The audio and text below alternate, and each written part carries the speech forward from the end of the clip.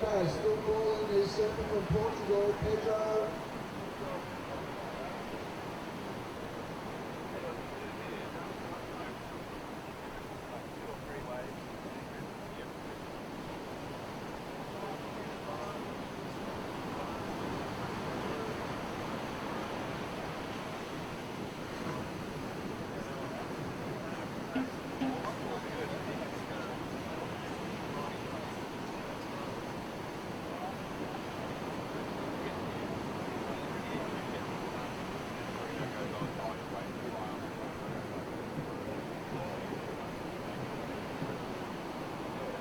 Okay, we want the water cleared immediately, surfers, make your way in. Surfers warming up in the water, please clear the water straight away. We would like you to return immediately to the shore.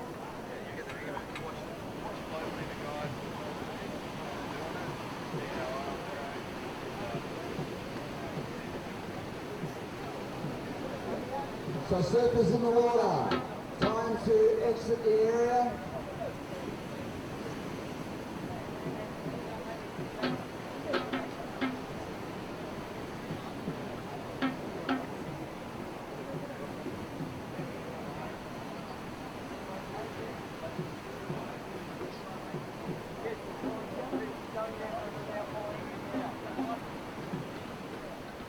Okay, and surfers, if they're restless, you may paddle out. Pedro? Sarah? Randa? Oh, Pedro's here. Okay, Pedro. Wash mask on and straight into the heat.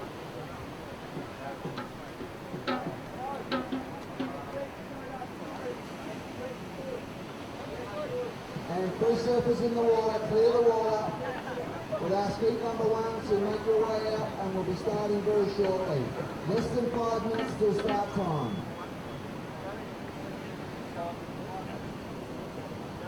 Okay, so what do let's follow what I'm saying.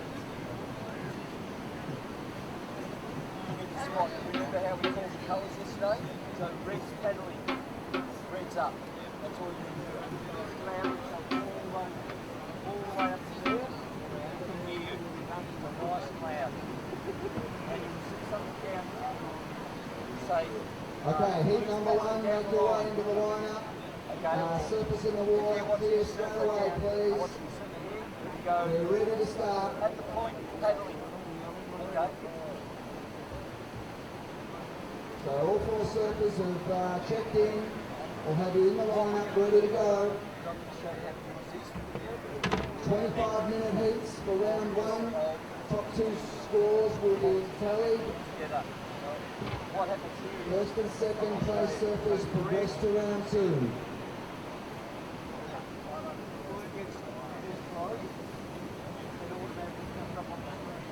Okay, surfers, the head judge has just announced that if you're not out of the water very shortly, penalties will be applied. So, three surfers in the water, exit the water straight away, please.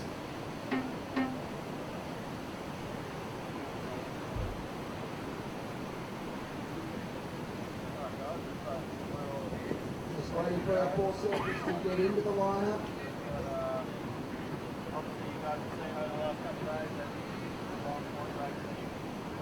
So three surfers, some of you are still paddling out. We want you back to shore straight away.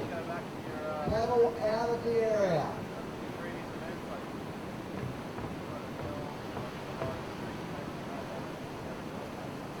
Exit the lineup, move down the point, into the bay immediately. That is an immediate direction from the head judge. Exit the area straight away. All three surfers.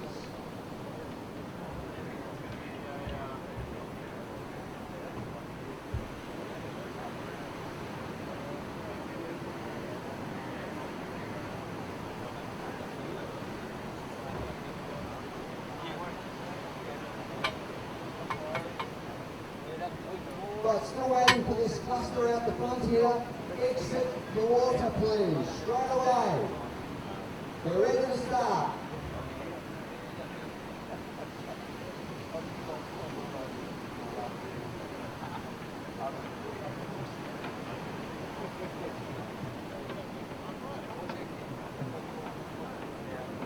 But this cluster on the end, move out of the area immediately.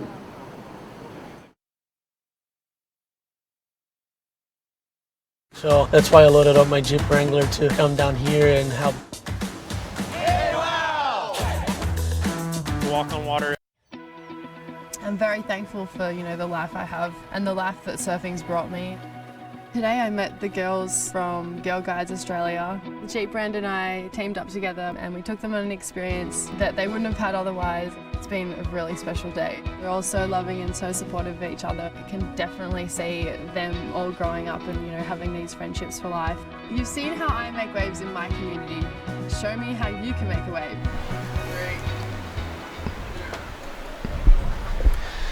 Good morning and welcome to Arugam Bay, Sri Lanka. This is the QS 3000 action and we're getting underway early on day one. My name is Will Hayden Smith. I'm here with Tibi Jabrick from Indonesia. How are you, Tibi? Morning, Will. Super nice day here, and we're just gonna start the heat anytime, any second right now. Yeah. Yeah, it's super exciting. We're back in Sri Lanka. The WSL, we did 2 events here in 2010 and 2011, and it's been a long hiatus, 9 years, and we're back. Arugam Bay is a super good wave. We can see in the camera there right now that we've got a bit of texture and a bit of bump. Yeah. But there's been some incredible free surfing this morning already. Oh yeah, for sure. I've been here like a couple of years ago, and this place is always amazed me, even on a smaller day. Especially for kids, if you have kids, this place is like heaven. And I think right now we're gonna have, here we go, this is the first ride from our first heat of the day. Looks like surfers from Portugal, Pedro. And yeah, it's a bit tricky this morning, but as soon as you have a good line like this one, this thing is gonna line up hopefully. Not that one. Yeah, so one of the things that's hardest to predict around this part of the world is the wind. It seems to shift around a lot, and it's kind of blowing cross offshore, but it looks like it's onshore out the back with how bumpy it is. So hopefully the winds can clean up the surf. We had super clean conditions for most of the day yesterday, so who knows what today's going to bring. I guess the plan is to run through at least the first round. We've got 8 heats of the first round, and then we'll make another call about what we're going to do next. Yeah, I think this is a great effort, from the Sri Lankan government and all the what do you call that, like people that putting this event behind the Sri Lankan QS 3000, because it's not easy to pull an event this scale, especially for countries in Asia, but we have to put our heads high in for all the crew that putting this event together, because yesterday we have the press conference with a couple crew from the tourism bureau, from the Sri Lankan Air, and I think they with the result of the broadcast that we are doing here, I think everybody in the world can see how nice is Sri Lanka. Yeah, it's interesting because we're actually on the opposite side of the country from the capital. The capital of Sri Lanka is Colombo, and it's about 300 kilometers away, but the drive can take about 7 to 9 hours depending on traffic. So for them to come all the way down here, and they're supporting a major international event in like a small village, it's really nice for the government to be supporting surfing. And so our major sponsor this week is So Sri Lanka, which is the Tourism Promotion Bureau campaign to promote tourism in Sri Lanka. And everyone that I've spoken to, including our event special guest, Mark Okulupo, yeah. He loves this place. He's like, oh my goodness, there's right-hand points all over the place, incredible curries, lovely people. It's exactly what you want from a surf trip. Oh yeah, for sure. Like talking about the traffic that you mentioned before, I think outside Colombo the only traffic you're gonna see is the wildlife. Probably like some elephants on the street, and like lizard, this and that. But yeah, it's a good ride to get here. Oh, what happened here? Oh, in that first heat, it looks like we had surfer in red with third priority. and surfers in white was behind him. So I think there is no. I think there's no issue there. So looked like we had red had third priority, white had fourth, and red decided that he wanted that wave. Priority is going to be interesting because we've got a lot of this first round is filled up with a lot of Sri Lankan and Indian surfers who don't do a lot of competition, and a couple from Malaysia as well. Yeah. You know a lot about the surfing culture and what's been happening in Asia. Tell us how great it is to have people like from Asia and India competing in a WSL event. Yeah, I think like it's a big advantage for all the Asian surfers to travel just around Asia, in the begining of their their career, because number one is it's still around their home, not too far, like only like 4 hours you already get to Sri Lanka, for example, and the food here is a little bit familiar from our food in Indonesia or Malaysia. So it's great opportunity for all Asian surfers to travel around Asia, because if you travel to places like Europe, everything is just different there. Yep. The food is different, the way they talk. So it takes a bit more of effort to get your result somewhere outside Asia. But in Asia, I think everybody comfortable. Like look at the Indian surfers, the Malaysian surfers. They have big smile. Like some of the Indo surfers like Oni and Rio, they all here. I think like we feel like we're at home also. Yeah, Oni was saying he didn't go to the Azores because he wanted to compete in an event close to home, and he thought he might have more chance of getting a good result here as opposed to there. So for sure. Let's hope we see some Asians do very well in this event. Rio Waida just had a really big result in Japan in the ISA, which is really exciting for him. Yeah, it was a bit heartbreaking moment to see him losing in one of those rounds to Shun Murakami, but at least we do have an Asian representation in the Olympic. That's for us it's a big deal, and hopefully in the future we're gonna have a bit bigger numbers for the Asian surfers. So like surfers like the Filipinos or the Indonesian have a chance in the Olympic. Right now, it's a bit small chance, but good for the future. Yeah, and speaking of the Olympics and the ISA, Sri Lanka just organised officially their Surfing Federation of Sri Lanka last year, and this year was the first year they sent a team to the ISAs. Yeah. They had 3 surfers go and attend, which is huge for this country, and the 3 surfers who competed in the trials yesterday, we had a national trials competition, they still had the Sri Lankan flag stickers on their surfboards. They're really proud of their country and their heritage, and that goofy footer, I can't remember his name, but he was incredible. I was super impressed with his style. So his name is Lucky. Yeah. So there's a lot of talent coming through here, and an event like this in their backyard is only going to inspire them to surf better and want to travel the world even more. Oh, for sure. I think this is the part we call South Asia, India, Sri Lanka, and Maldives. I think they're going to become like one of the strong power in Asia, because around this region also they have a lot of wave. I'm pretty sure there's wave, somewhere around, like Oman, or I'm sure there's wave in Yemen or even in Pakistan, somewhere around there. Even beach breaks in Dubai as well. Yeah. And you can hear the beach commentary in the background. We're on the tip of Arugam Bay, which is it looks like it's a sand bottom point break, but when you're actually out there, there's like a rock shelf, flat rock. There's a few sea urchins, but nothing too bad. And we're just on this little outcrop of sand, which there's like a nice cafe and resort here. Yeah. But we're all in like all these tents and infrastructure. We're out in the elements. It's pretty awesome that we can do a broadcast like this from the middle of, like right on the sand on the beach. Our feet are in the sand as we speak right now. I think in Asia we can do a bit more like down-to-earth event. We don't really need those big infrastructure about this and that. Even the fresh air crew, they make things work. The broadcasting, the broadcast team make it work. Like yesterday, they don't have any support for their equipment, but now as soon as day one is started, everything is just get connected. I think that's one of the charm in Asia. That's what we have in Indonesia also, but I think in Sri Lanka they have the same deal. Everything is last minute, but as soon as the thing need to be started, everything is on. Yeah, it all came together at the end. We were a bit stressed. Steve Robertson, who's been working on this event for the last 3 years, it's taken us to get the funding and to make everything work. And Yeah. I could see the relief on his face when the first heat started. He felt Yeah. really everything's working. The waves are here. The surfers are here. On the camera, we can see that you can see that wind coming across through the lineup with a bit of a chop. I can say though, we do have a really incredible forecast for Friday, Saturday, Sunday. So it might just be a matter of we do a couple small days today and tomorrow to get through a round and a half or two of the early rounds, Yeah. and then we can set ourselves up for a really big finish. Oh yeah, for sure. Yeah, I think one of the advantage of this event is that there's only one division. There's no girls division.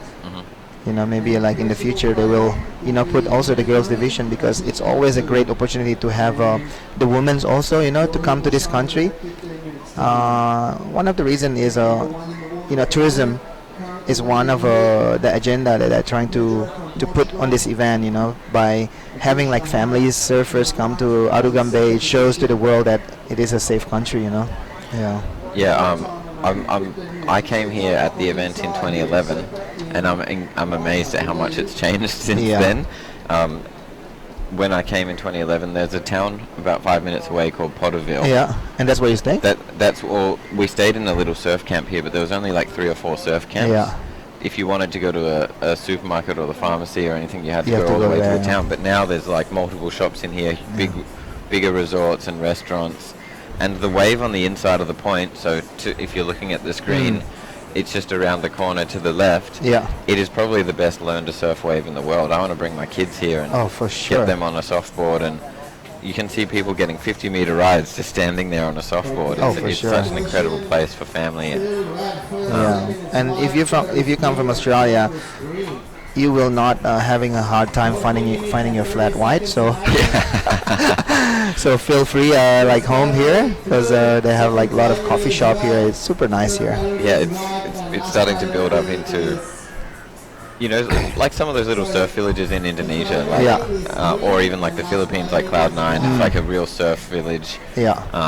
And there's plenty of other waves around. What you do is you just walk out on the street, and there's a 3-wheeled tuk-tuk. Yeah. They'll come and they'll say, "Oh yeah, they know all the surf spots as good as anyone," and the drivers take you there. They wait while you surf, and then they drive you home, and it only costs a couple of dollars. Yeah, I think. It's a great area to discover also, because sometimes when they take you somewhere, there's not even a surfers. You might have like a group of surf school, but you might also surf with nobody. Yeah.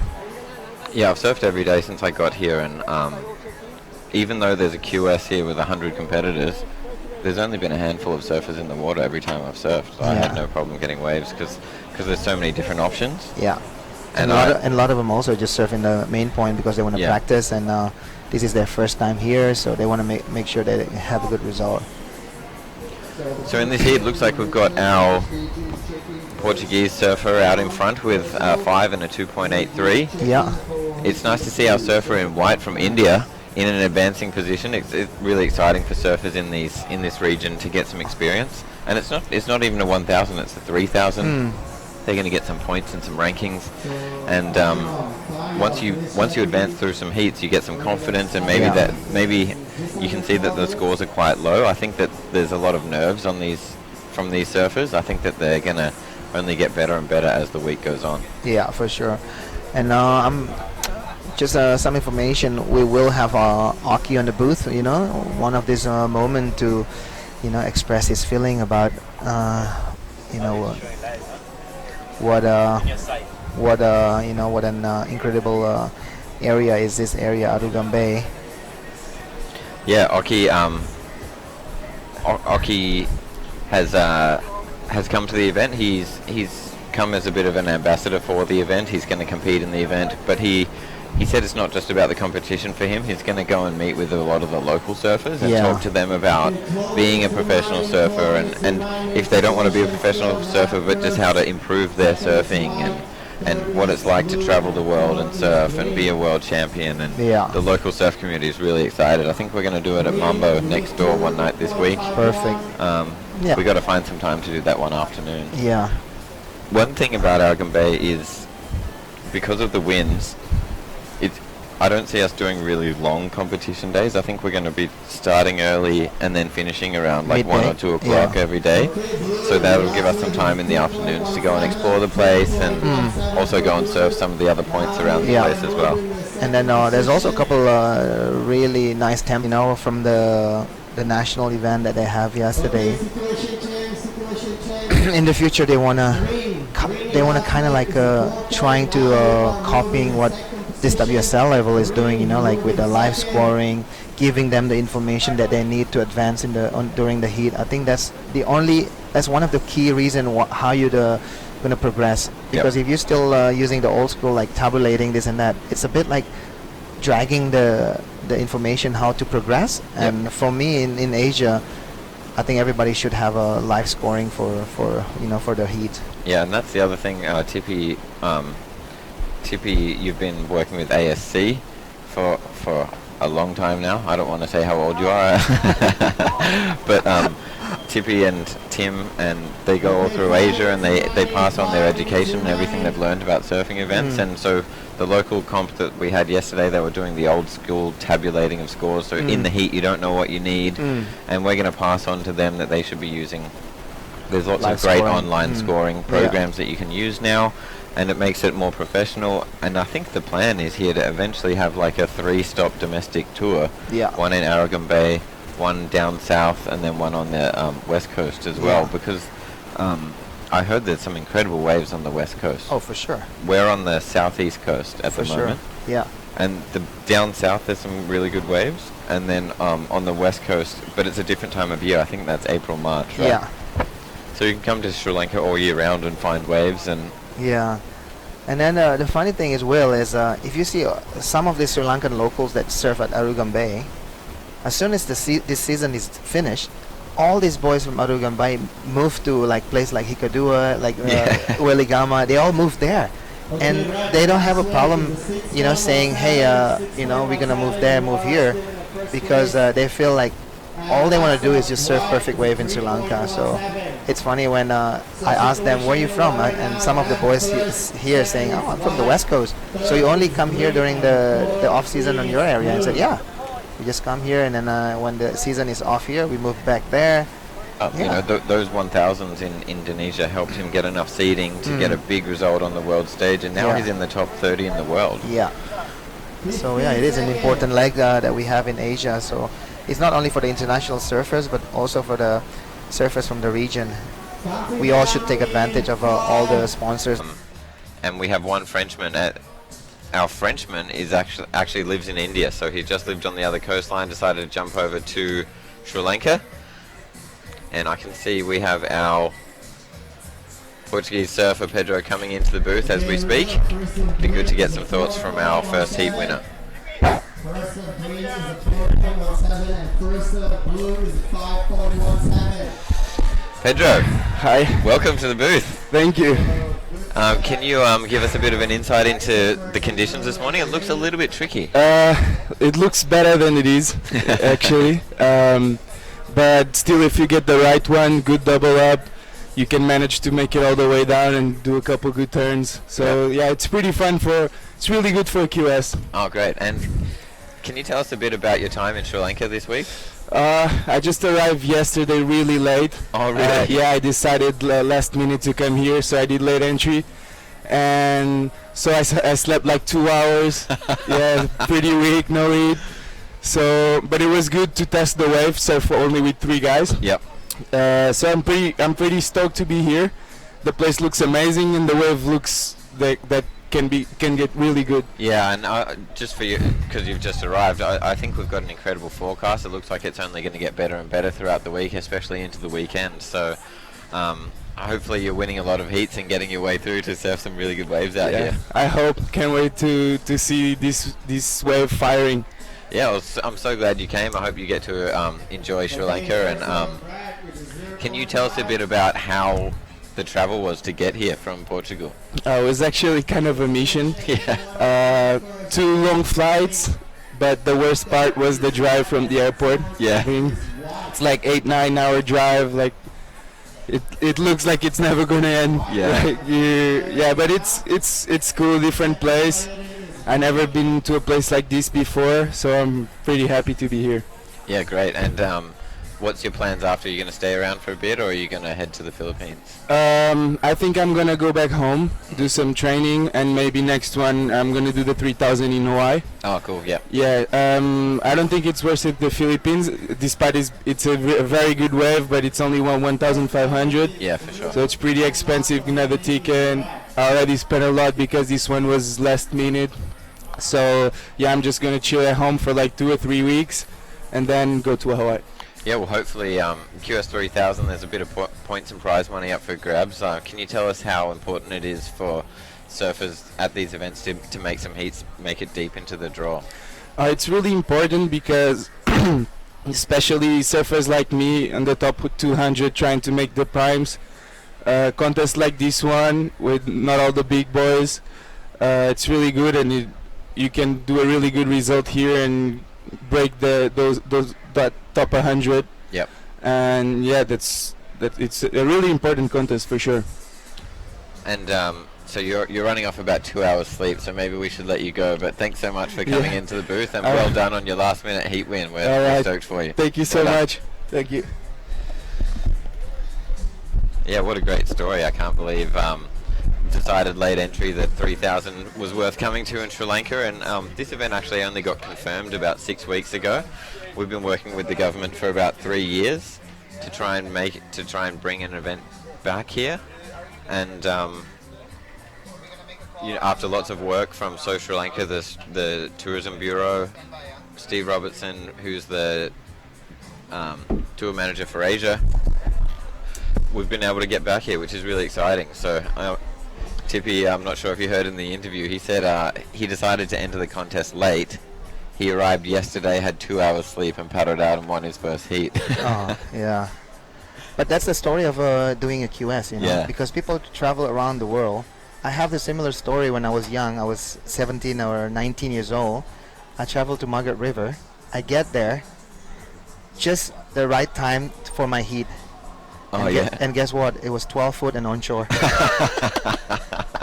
And I decided after I lose my heat, of course I'm going to lose my heat. I never surfed 12 foot and onshore in Bali. I always surf like perfect 3 to 4 foot offshore Canggu. So And the water would have been a lot colder as well, right? yeah, it was really cold. So this is an aerial view of Arugam Bay. As you can see, there's a point way top on the right, and then this wave just gonna like wrapping around the bay. That's why they call it Arugam Bay, because it is a bay. Yeah, That's an awesome camera shot from our broadcast team. And you can just see the lines. They're kind of non-stop at the moment. I thought there was going to be a bit more breaks in the surf, because I heard we've got a very close tropical paradise and quite easy for them to get to. So yeah, that's that inside point that we've been talking about yeah. on that drone shot. I'm going to bring my kids back here and get them surfing in there. My daughter Millie loves to surf, so Yeah. And the good thing about this place is everywhere you go, and on the beach places in Sri Lanka, is everybody have like a beach boys lifestyle. All the boys here are super friendly. They have like super easygoing attitude. They're gonna say, hey, like a bit of a hippie, reggae and hipster. yeah. That's how I feel. And there's a funny story from one of the guys. It's two of the guys we work with. They were going surfing the other day, and they saw a local cricket match happening. So they told the tuk-tuk driver to pull over, and they looked at the local cricket match. Yeah. And the two cricket teams invited these WSL officials to go onto the field and toss the coin to decide who bats or bowls first for the local cricket crowd, and then they walked off the field and everyone applauded them, and then the boys just went surfing. That's amazing. One of the funniest stories of the trip so far. Yeah, cricket is a big sport here in Sri Lanka. Yeah. My tuk-tuk driver talked about Ricky Ponting for like the whole 20-minute drive to Peanut Farm the other day. Yeah, So Ricky Ponting is he a national hero still in Yeah, he's retired, no? Yeah, he's I think he's one of the Australian cricket team coaches nowadays. I see, yeah. But yeah, he's one of our greatest captains. Yeah. And they don't care that he's not Sri Lankan. They love they love all good cricketers here. It's great to see, and their passion for sport is shifting into surfing. Like Hiran, who's the head of the local association, he's done a lot of great things to help get WSL here. Yeah. He's got a solid team. He took a team to the ISA, and they're really passionate about their country. This morning we had a opening parade which had some traditional dances, and then we sang the national anthem, and all the surfers were standing there with their hands on their hearts and looked very proud. It's really great to see different cultures and how they celebrate their... Yeah, and the nice thing is everything here is also super casual, nothing too serious. Yeah. That's a good thing about, this lifestyle, of surfing. They can blend in with anything, with all the government levels, They don't, I don't know, it's just a good tools for tourism promotion also, surfing as a sport, as a tourism campaign, it's a good thing.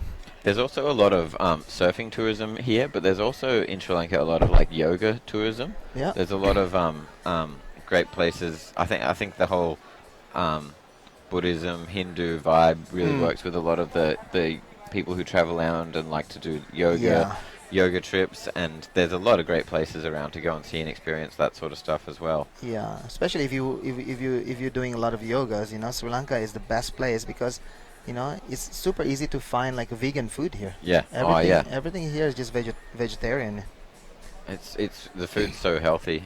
Yeah, I've been loving the rotis and the curries. Here's our surfer from next to his country. It says that he's from France, but he's actually living in India. He has some Indian family, and he traveled over with the boys from India. I see. This is Perceval. Yes. Now I understand. And he looks like he's got a good style and enjoying these waves. I think they only just got here, and he came up this morning and asked if he could do a late entry. And he's not from Sri Lanka, but we're trying to support the region. Yeah. And Indian surfers in the draw, Malaysian surfers in the draw, Sri Lankan surfers in the draw. It's great for surfing. They're going to take their passion back to their countries. Yeah. And who knows, maybe in a few years we could have an event in India as well. Yeah, India is also a big opportunity there because there's couples of really good spots. One of them is the most famous in India is called Mahabs.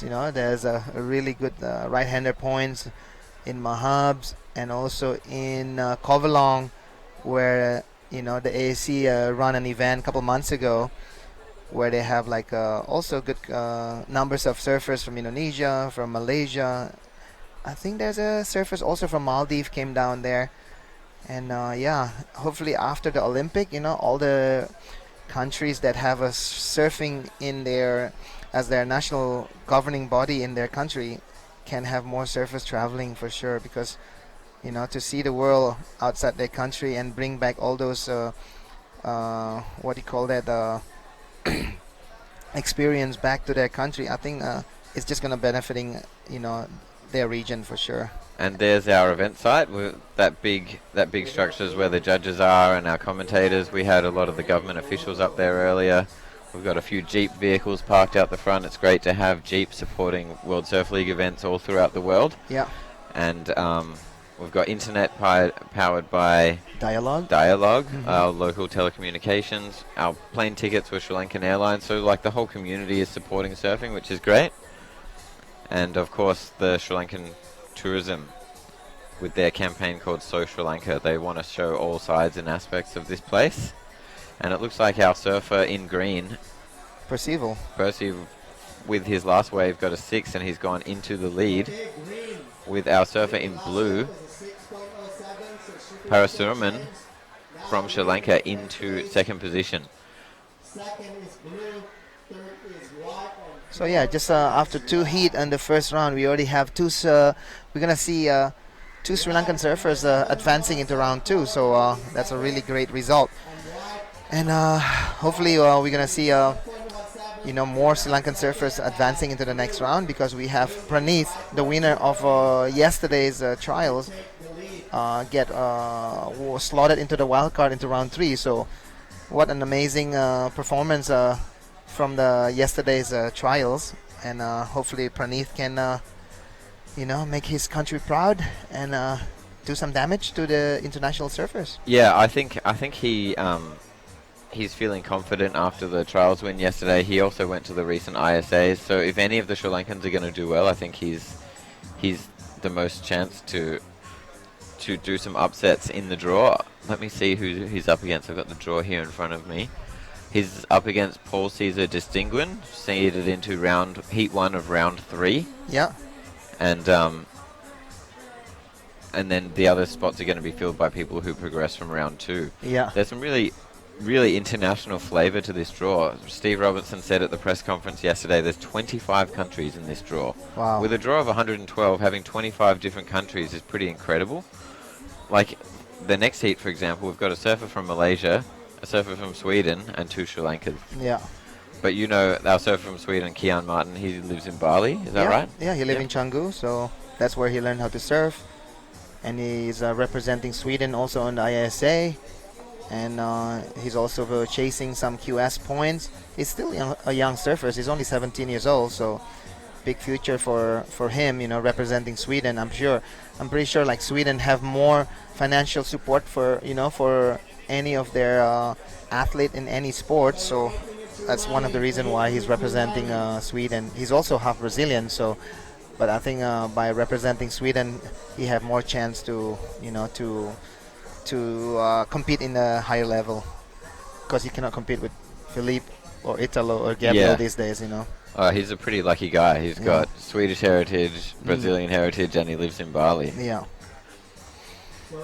Yeah, talking about Gabriel Medina, he took down the event at the Kelly wave pool last week. Yeah. It was an amazing surf that he did there.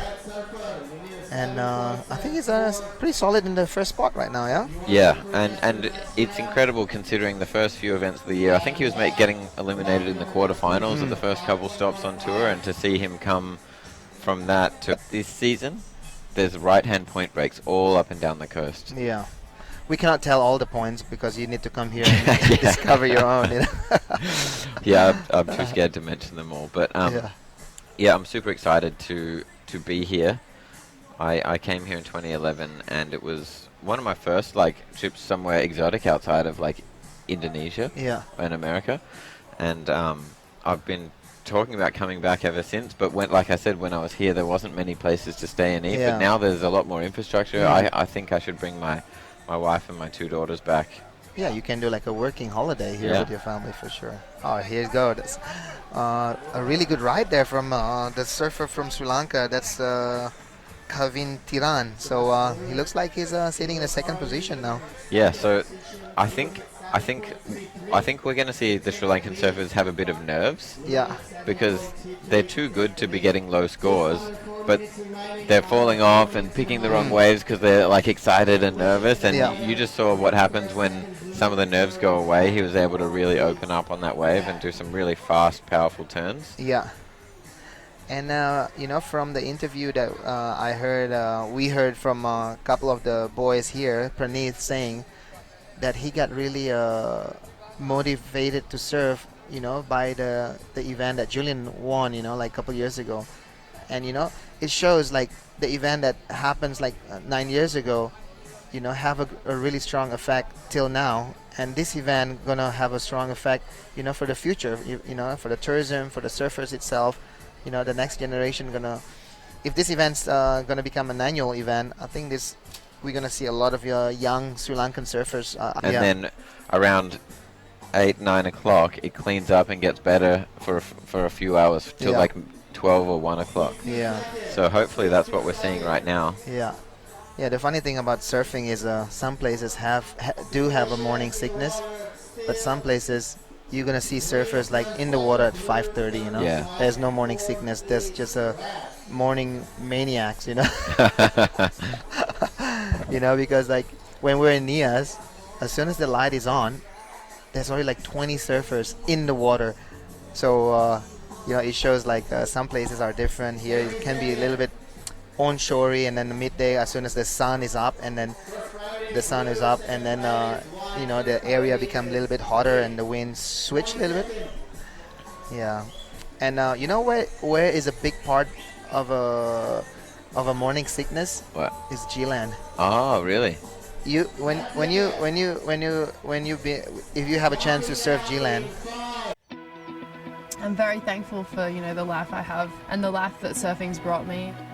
Today I met the girls from Girl Guides Australia. The Jeep brand and I teamed up together and we took them on an experience that they wouldn't have had otherwise. It's been a really special day. They're all so loving and so supportive of each other. You can definitely see them all growing up and having these friendships for life.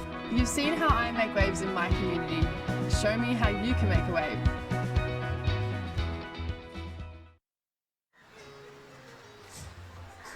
Welcome back to the Sri Lanka Pro. This is a QS 3000 event. We are here in Sri Lanka. We're on the southeast coast and we have just run 2 heats of QS 3000 action. We are starting competition this morning with the round of 112 and I'm just welcoming into the booth our round 1 heat 2 winner. Hey Percy, how are you going? So he's dripping wet, he's just chugged on the headset and he's joining us in the booth. How good does it feel to win through that first round? Feels really good. I haven't had any good results in the last few comps, so finally just relaxing, waiting for good waves and getting some nice turns. That really made my day. And it's been pretty busy in the lineup with all the QS surfers here, so it must be nice to have 4 people in the water. Yeah, it's amazing. I mean, even with all the QS surfers in the water, I found that if I just chill out and wait for your waves, even with 60 people in the water, you can still catch good waves. And yeah, it feels really good also to be coming from India. I mean, I've grown up in India and I've learned surfing in India. And yeah, to come out here to Sri Lanka and be with all these awesome surfers is really nice. And so, yeah, you've got a bit of an interesting story. Can you tell us, you're from France, but you live in India, and now you're here competing in Sri Lanka. Tell us a bit about what took you and your family to India and where you live. Well, my dad moved to India about more than 20 years ago, and he met my mom there, who was Indian from Bombay, and they both met in this international town called Orville, which is which was started by a French lady to bring a lot of people from all over the world to build something new. Yeah. Okay. So I was born there and brought up there and lived my whole life there. Oh, that's incredible. And what happened to get you into surfing? Because the surf scene in India isn't huge. Yeah. Even though it's got a big coastline and a lot of really good quality waves. Yeah. What got me into surfing was the 2 brothers who started a surf school in Orville, the place where I live. This was probably more than 10 years ago. 2 Basque brothers who started a surf school, and I saw a poster in my hometown and I was like, I want to do that. So then I was going every weekend, and then as soon as they saw that I could surf a bit better, I was going whenever I could before school, whatever. Yeah, it's I love hearing people's stories of how they got into surfing and their surfing life. Tell us about the waves in your town. The waves in my town, well, we have a pretty long point break. It's quite chilled out. But during the cyclone season from October to December, January is when we get loads of cyclones, and it's just awesome beach break, peaks all over the place, and sometimes we get some really sick waves. And I was saying to Tippy before, it'd be great to maybe this event can inspire some people in India, and maybe we can bring an event to India in the next few years. There's a lot of passionate surfers there. I think there's 5 Indian surfers here in this event this week, which is really exciting. Yeah, for me, I think that's a really good thing. But I think for India, we really need to start making really small comps and getting the level of the surfing higher. Because before bringing a solid competition there, we really need to step up the level of the game in India. Have a solid local tour. Yeah. That's what Tippy and the crew did in Indonesia. They had the Indonesian surfing circuit, and they had a lot of local contests. Yeah. He got them better at competing, and then when they made the WSL events, then all the Indonesian surfers got better and could compete with them. Because if you brought the international competitors too early, they're just going to get beaten. So you raise a really great point. It's not bad to get beaten and then you learn from it, and then it really pushes you. I mean, that's also how I learned. But You need a mix of both. but you need Yeah. a mix of both. Yeah. And that energy of, because we have one comp a year, but it's like I don't. We have a flat season from Jan. W Lab Waste Less Arugam Bay. So they founded by US Aid. They collecting all those plastic trash in the water, and they made them into a wax comb, and they decided to give to all the surfers, a gift. Oh, that's incredible. Yeah, so this is an amazing, what do you call that, movement from the local crew to make this place plastic free. Yeah, as a lot of people know, WSL have our branch called WSL Pure. That's our ocean environmental protection arm. That's our charity that we're trying to promote around the world, which is plastic free, protecting the oceans. And it's so fantastic to hear when you go to these local communities that there are people doing things like this. You can see this. I've got a wax comb in my hand that's made out of recycled plastic bottles from the beach, and Yeah, I and think they've got a little leaflet that comes with it saying that they offer free water refills to educate and recycle, because Yeah. that can be one of the problems when you travel through Asia, is you can't always drink the tap water, so you do have to use plastic bottles. I've got my reusable bottle with me, but it can be hard to find refill stations. Yeah. So places offering free refills and recycling, they're doing a lot to help, and it's really inspiring that people in this small community can do something to make a big difference. Yeah, I think at the end of the day, we are like the Earth is round. Wherever we go, we have to treat it as if it's our home, because you cannot expect, you come from the other side of the world, come to Sri Lanka and saying this is not your home, because Yeah. we are sharing the same water. This water that we are surfing here could be the same water that one day end up in Hawaii or whatever. Yeah. And to fix the problem, the whole world needs to be on board. You Yeah. can't just have a couple countries and a couple people doing things. He have a good score of a 433. All he need to do is just replace that 293 and putting a little bit of pressure on the two Sri Lankan surfers. Yeah, it looks like Kian's got this heat almost locked up already, so it's a fight for second position amongst the other three surfers. Yeah. And with 12 and a half minutes to go, it's a battle for second position. You think that Red really has to get rid of that 2.93. Yeah. And there's plenty of opportunities. There's a bit of a lull at the moment.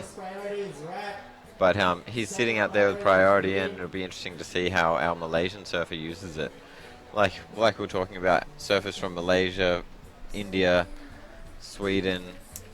It's great to have such an international field, and the Sri Lankan Tourism Bureau was so happy to welcome 25 countries to Sri Lanka to compete in this event. Yeah.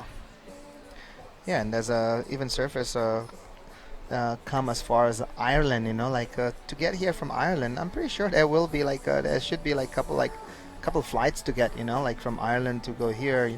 It's not as but these days people will travel for good wave. They would put that effort.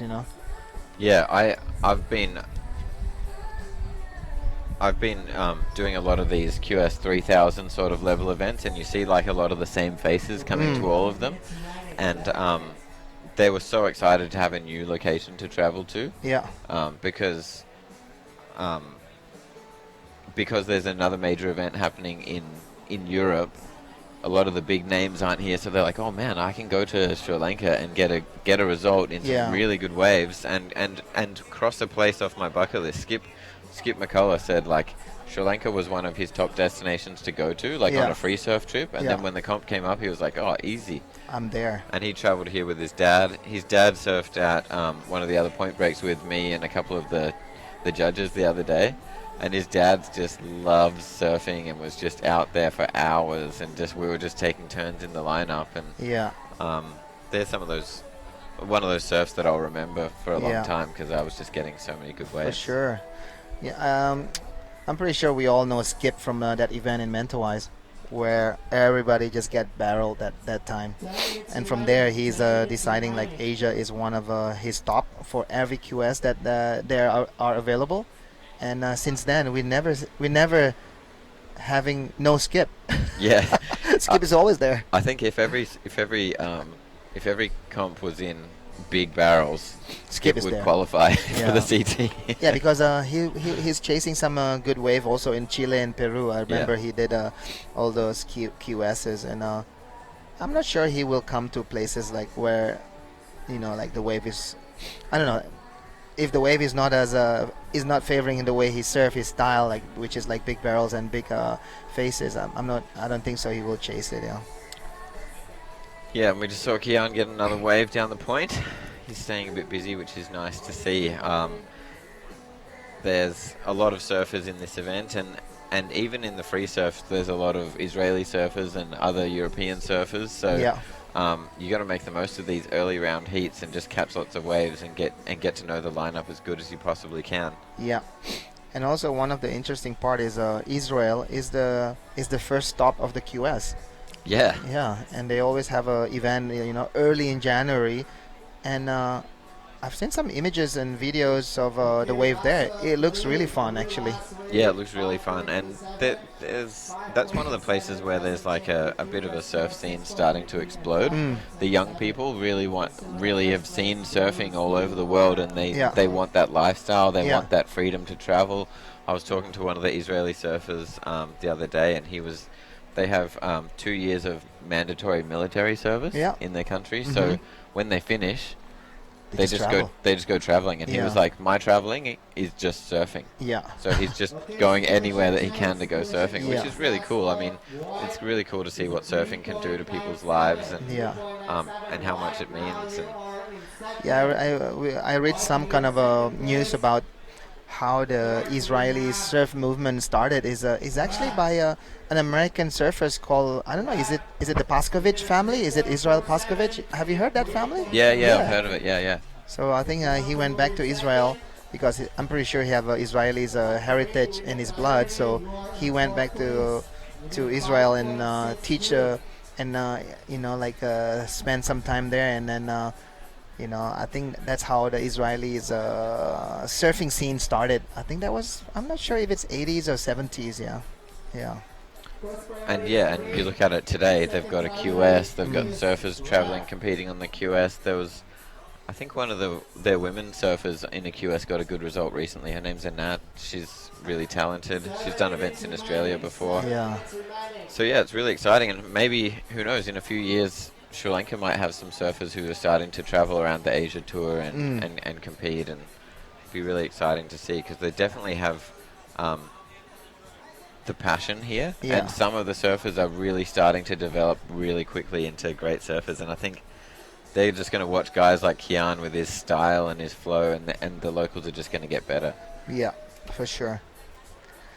This is our surfers from Sri Lanka. I think this is green.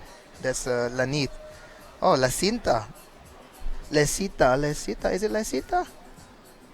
Lanith.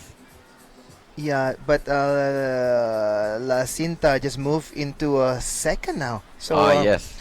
So I'm gonna have I told the beach marshal we're gonna have La Cinta to be interviewed later. Even though if we're gonna finish second or third, we're still gonna have him in the booth, because there will be an interesting stories about Sri Lanka from La Cinta, because he was one of the local. He surfed here every single day, and I'm not sure if he's the owner of one of the beach house here. If it's this place. Okay. Yeah. Oh, he might be the landowner here. Yeah. So we would like to have some information from him to hear what. Is this him? This is La Cinta. Oh, this is Mamat. Yeah, this is Mamat. Malaysian surfer. Yeah, I know Mamat. This is not Didak. This is Mamat. I've been surfing with Mamat since early 2000, because we did some the Asian Championship Tour in Malaysia. We went to Cherating and Desaru, and we did some great changes with the Malaysian surfers. One thing about them is they love to surf, they love to travel, but these days they don't travel as much as before, but they are here now, so that's a they couldn't miss the opportunity to come to a high-rated event in Sri Lanka. Yeah. And here's our surfer in white. Lecita, Lecita. He's one of the ones with a really nice style, I think. Yeah. Yeah, a lot of the Sri Lankan boys, I think they admiring and idolizing Rob Machado because everybody Yeah, looked like they Rob Machado. do. Yeah, I think so too. Yep. They've got the Rasta jams playing, Yeah. and watching Rob Machado sections from Campaign. And Yeah. We should bring Rob Machado, Drifter. in the future here, one day. Yeah, there's a couple of legends here already because we've got Mark Occhilupo wandering around. He's come to the event as a bit of an event ambassador, and he's going to do the contest. He's going to do some education for the local surf clubs. Yeah. But I also saw Shane Beshan walking around too. He's here traveling with his son Noah. His son Noah's, I think he's still quite young, maybe like 15, 16. Yeah. I'll have to check. But he's just getting some QS points and some experience in traveling. And Yeah. I mean, who better to travel with than your dad, former For world sure. number 2, Shane Beshan. Yeah, that's what happened with Kolohe and Dino. He traveled a lot with his dad, Yep. Dino and Dino, because Dino was also a fierce competitor back in the days, in the 80s and 90s. And now look at Kolohe. He's one of the world champions. What do you call that? One of the name that we cannot take away from. Yeah, he's just Contender, always yeah. up there in the Yeah. top 5, isn't he? I'd love to see him win an event. I think he's got a few runner-up finishes. I'd love to see Kolohe win an event. He haven't won anything yet. Not a CT. He won everything on the QS Yeah. when he was coming through, and he hasn't won a CT. He's got I think he might have like 5 seconds or something. So hopefully this year we can see him get that breakthrough result and catch up to Gabby and have a nice little shootout towards the end of the year. Yeah. We had our Malaysian surfer move back into second position with that last wave. Really big, powerful turns from that, and that's what judges like to see. Yeah. We're talking to the judges.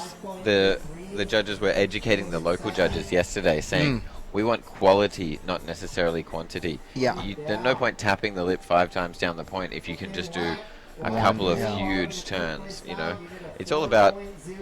At the end of the day, surfing is like a spectator sport. We want the audience to be entertained, and they're not as entertained seeing 5 wiggles down the line. For sure. You want to see big, powerful, explosive, Yeah. exciting surfing, and I think that's what the judges liked about his turns here. Look, that's a big turn. Yeah. I think to progress in this sport is always to progress, also with the judging, Yeah. because we want to see surfers perform a bigger maneuver where it's also attract other surfers to do even bigger, Yeah. because at the end of the day, right now, Gabriel Medina is number 1 because he's super complete. He can do big airs, he can pulling in the big barrels, and that's just an example for the other surfers how to catch up, They Yeah. need to perform as good as Medina, and exactly the same here. As we can see, Kian Martin also doing some progressive surfing there, but unable to stick that aerial 360 there. Yeah, but I like how through the wave he was just really flowing, and like his first turn he ditched the fins and then waited for another section to open up, and Yeah. I think he's in a comfortable position now, and he's just gonna try and just feel out his boards, feel out the conditions for his next heat. Yeah. Talking about flow, one of my favorite flow of a surfers is actually Aki. Oh yeah. And I talked to him yesterday. I said, "Hey, Aki, how big is your board?" And he said 6'2". I was like, "What? 6'2"? and he wasn't a really tall guy. No, He he'd was be like- like 5'8", maybe. Yeah, he's like super normal like us.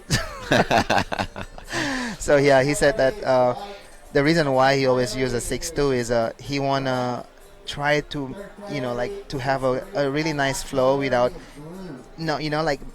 let the boards kind of not dig the rails, just like rail surfing, and he can push as hard as he can because he's a big guy. Yeah. He's have a big foundation, and that's one of the reasons, I think. Yeah. I think he's got a model just come out with JS, the Raging Bull model.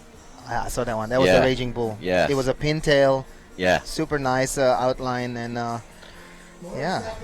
And for a while there, people were riding these really tiny boards, and they go really good in some conditions. But Yeah. when you watch Oki surf, he's 5'8" and he's riding a 6'2". The board does a lot of the surfing for him. He's just Yeah. flowing, and There's no check turns. yeah, Everything is just a bottom turn, top turn maneuver. There's nothing in between. And that's what we want to see, a really nice flow.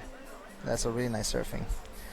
So unofficial result here, we have Kian Martin and also Mamat from Malaysia, but this is still unofficial. I think we're still waiting for last score of White, because I saw White catching that wave on the last second. And we're going to go to a commercial break, and we'll be right back with round 1 Heat 4 action after this.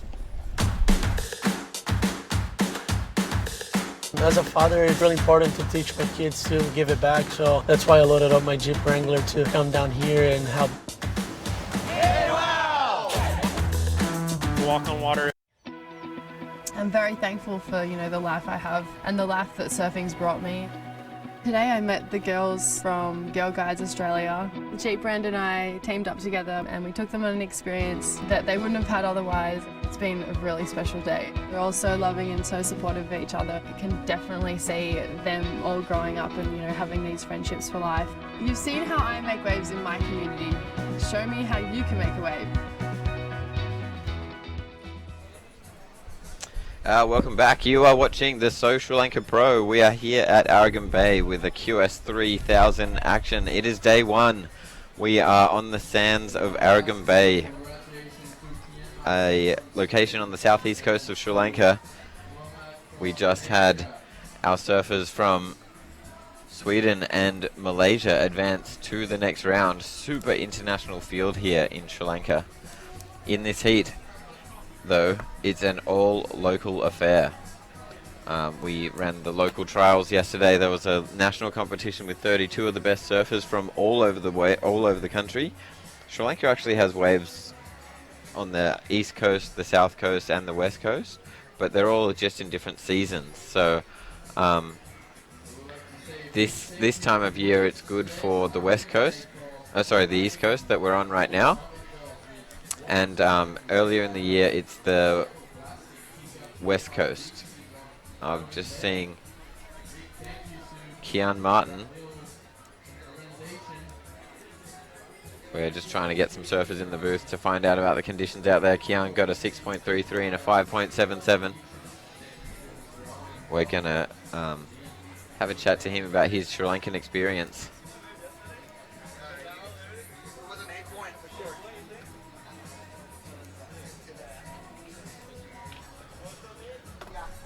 So here, Kian Martin, our surfer in blue and winner of the last heat, posting a couple of really nice scores.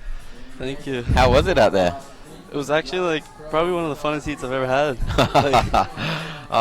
That's great to hear. Yeah, so good surf out there with 3 other guys. Yeah. Just relax, choose a good one, and just go for it. And tell us about your Sri Lankan experience so far. You've been here for a few days. Yeah, actually I had the chance to come a bit earlier with Oni and Varn and that, so I was like, I'm gonna do it. I've never been here. It's my first time. So I think we came here 5 days earlier, which was good because we got to surf this wave many times, and then we went around, we surfed some other waves and did a little safari tour. So oh yeah, nice. Yeah, it was definitely a good experience. Beautiful place. And what do you think of this country? Hopefully a lot of people are watching and considering coming to Sri Lanka. The food, the people, the waves. Tell us about it. For me, I definitely recommend everyone to come. It's actually one of my favorite places. Right hand Point Break, people are so nice. The locals are amazing, and the food is next level. The curries. Yeah. I think I've been eating curry every day since I've been here. Yeah. And tell us about this event. QS 3000 is pretty exciting. In waves that you live at Canggu. Which is, does Canggu help you in these sorts of conditions, or is it very different? Tell us about what you reckon. Well, for now, it's a right-hand point break, so the first thing that came to my mind was, I'm definitely doing this comp. Yeah. There's no chance I'm not going to do it. And then, at home, I have this little right-hand point, which is pretty similar, but this one's probably a bit longer. But I'm stoked because I got to, surf it right my whole life, and finally we got, a long, nice point break for 3000. Can't get any better. And tell us about, you've got a really good crew of Indonesian guys that you travel with, which always helps. You often see the Australians and everyone traveling together. It helps to have a little crew. Yeah, for sure. I've known them my whole life, so which is really good. We basically we push each other. Yep. So for example, before my heat on, he's come on, do this, do that. and then he'll paddle out next, and I'll be like, this is how it was, like, go for this, go for that. So I feel like it's really good. It helps a lot. We can, like, it splits the cost for everything and just have a good time. Like, it's good, better to be here with a lot of people than being on your own. So I was stoked I got the chance to, like, travel with those guys and surf amazing waves. And tell us about the Sri Lankan surfers. There's a pretty cool little surf scene happening over here, and you can see that maybe in a few years they might have some surfers who might start traveling and doing some comps. Yeah, I was gonna say, like, I didn't know there was that many local surfers, and they all have talent. Like, I've seen, like, little kids just out there just surfing, and, like, which is really sick. Like, hopefully in a few years' time they'll be doing the QS and, like, having fun and just doing what everyone else is doing, because they've got the potential. Like, they got the best training ground. Yeah, and the vibes around are so great. They're so kind, and yeah, that's one thing I was gonna say. Like, everyone here is so kind. They're so loving. Like, whatever's theirs, yours. Like, which is super sick. Like, they're super welcoming. So it was a super nice welcome, and stoked to be here and share the waves with them. And sometimes you don't want to surf in round one. You want to be seeded into the deeper rounds, but when the waves are like this, you don't mind getting an extra surf. I was actually talking about this with Oni. He's like, fuck, I wish I was in round one. And I was like, I know. I was kind of bummed in the start, but at the same time, like, I'm here to surf. So if I get to surf as many heats as possible, like, that's what I'm here to do, and that's what I want to do. So I was actually stoked. And the waves are pumping, so... And can you give us a bit of insights about the free surfs? Who's been blowing up? I saw some guys out this morning. People were paddling out while it was still dark, and there was a lot of really high-powered surfing going on. Yeah, well, these past few days have been crazy. Like, everyone's been on the rip. But today was crazy. Like, when I came down the beach, it was, like, pretty dark. I already saw, like, 4 guys out there. Like, one of my friends, he was this Brazilian guy, Eduardo. He was ripping. But to be honest, I don't know. I've been here with, like, Oni and stuff, but Oni's been on fire. Like, I don't know. This wave kind of suits his surfing, so I'm stoked to see him do good. And Oni usually wins an event every couple of years. It's maybe been a while, so maybe he's due for a big win. So I like that prediction. Yeah, he's definitely here to win. So we'll try to push each other all the way. Yeah, well, all the best of luck in the event. It's been great talking to you, Thank you so much. Great to see you surfing out there this morning. Thank you. Thanks, Kian. No worries. Have a good day. You too. Yeah, it's great to chat to some of the up-and-coming surfers on the QS. Kian was our top high scorer of the day so far. We have had a lot of the local surfers and some surfers from India surfing, so it's been great to actually see the international flavors in the water. And Kian is, like we talked about with Tippy, just a young surfer, lives in Canggu, surfs for the Swedish flag, but he's also got Brazilian heritage, so I think he's got a fairly big future ahead of him. No shortage of waves in Bali for him to practice on.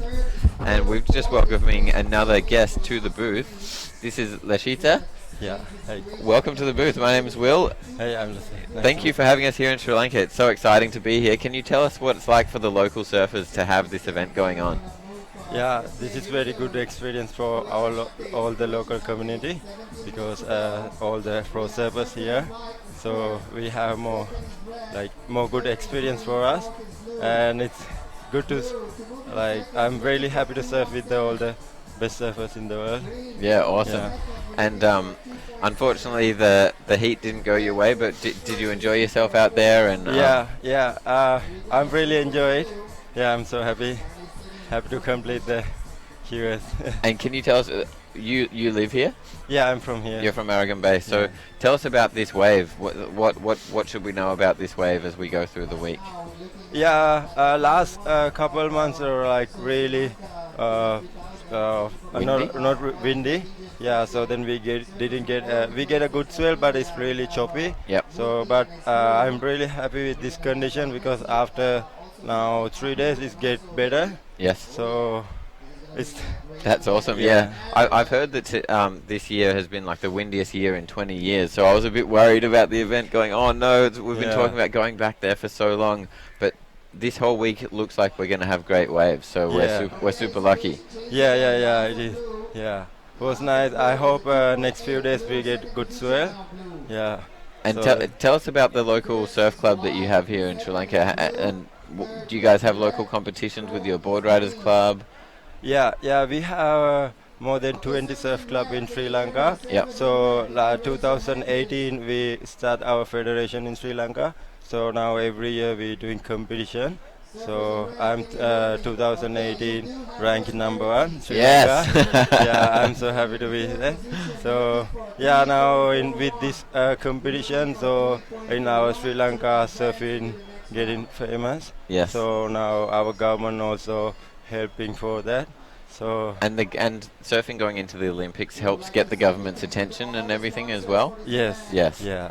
So you Yeah. travel to the ISA? Yes, I was last few days in Japan. Yes. How was So, that experience? Yeah, it was super good to surf with the world's top surfers. Yeah. Yeah, it's a good experience for us. And I think there's are there some young Sri Lankan surfers coming through who are going to be inspired by this competition and hopefully maybe one day travel and do competitions, you think? Yeah. So now all the clubs doing like junior competitions. Yeah. So for them, so we really helping them to come through. So yeah. So the thing is, we need find the surfboard for them. Yeah, it's really hard to get for us surfboard in Sri Lanka. So yeah, but we help we do our best for them. Yeah.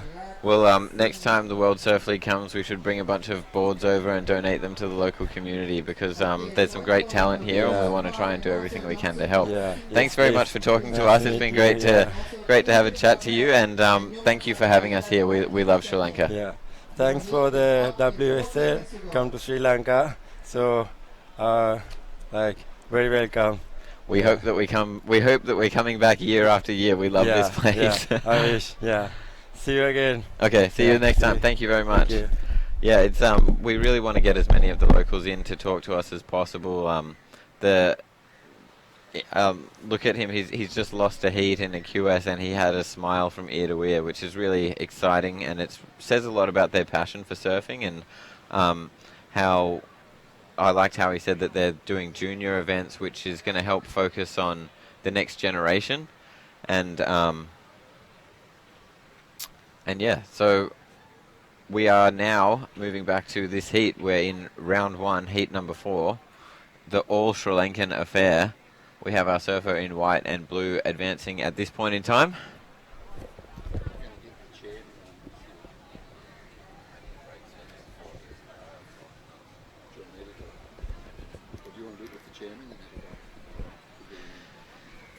So we're lining up the interviews now. We're getting we're going to have the chairman of Sri Lankan Tourism Promotion Bureau come in and have a chat to us about what it means to have this event here shortly, as we see our surfer in blue.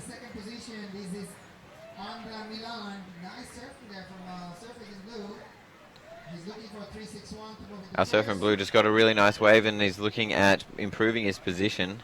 He only needed a 3.61, so he could potentially go into the lead with that. Next heat, we also have 4 surfers competing, so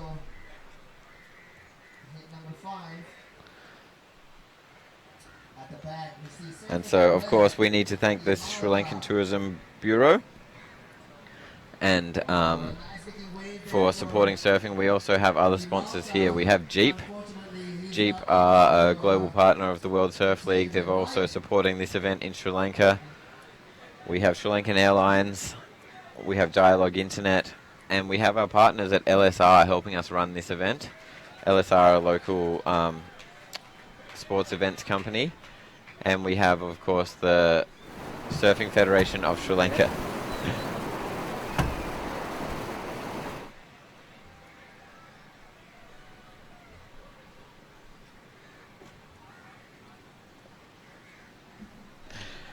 And coming up in the next heat, we have Clinton Gravett from South Africa, Ganesh Kumar from Indonesia, and Blackie Satria also from Indonesia, and our local Johnson.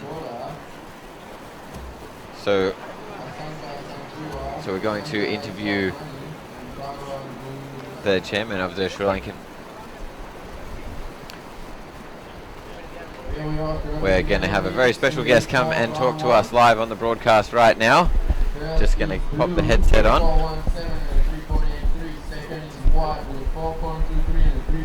So, welcome. We have the chairman of the Sri Lankan Tourism Promotion Bureau.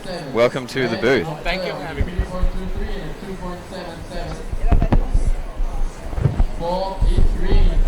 Just getting the headset on. Yeah. So Sri Lanka is a tourism campaign in Sri Lanka and major partners, major supporters of this event. Thank you very much. No, we are glad that we got this opportunity to be able to support a real international event. And this is something our country definitely needs. And we're known for many things. And you guys would certainly tell us that we have one of the best waves in the world. Yes. So this is something we really need to sort of showcase to the rest of the world. Well, we just had Kian Martin, a 17-year-old who's from Sweden. He just said that was the most fun he's ever had in a heat. So that's great. So that's what it is, and we got it. So why not we market it, and it's extremely important for our Sri Lankan surfers to be able to sort of get that challenge from international participants, foreign participants, competitors. So that would certainly develop surfing as a sport in Sri Lanka. For Sri Lanka to be known in the international arena for another sport.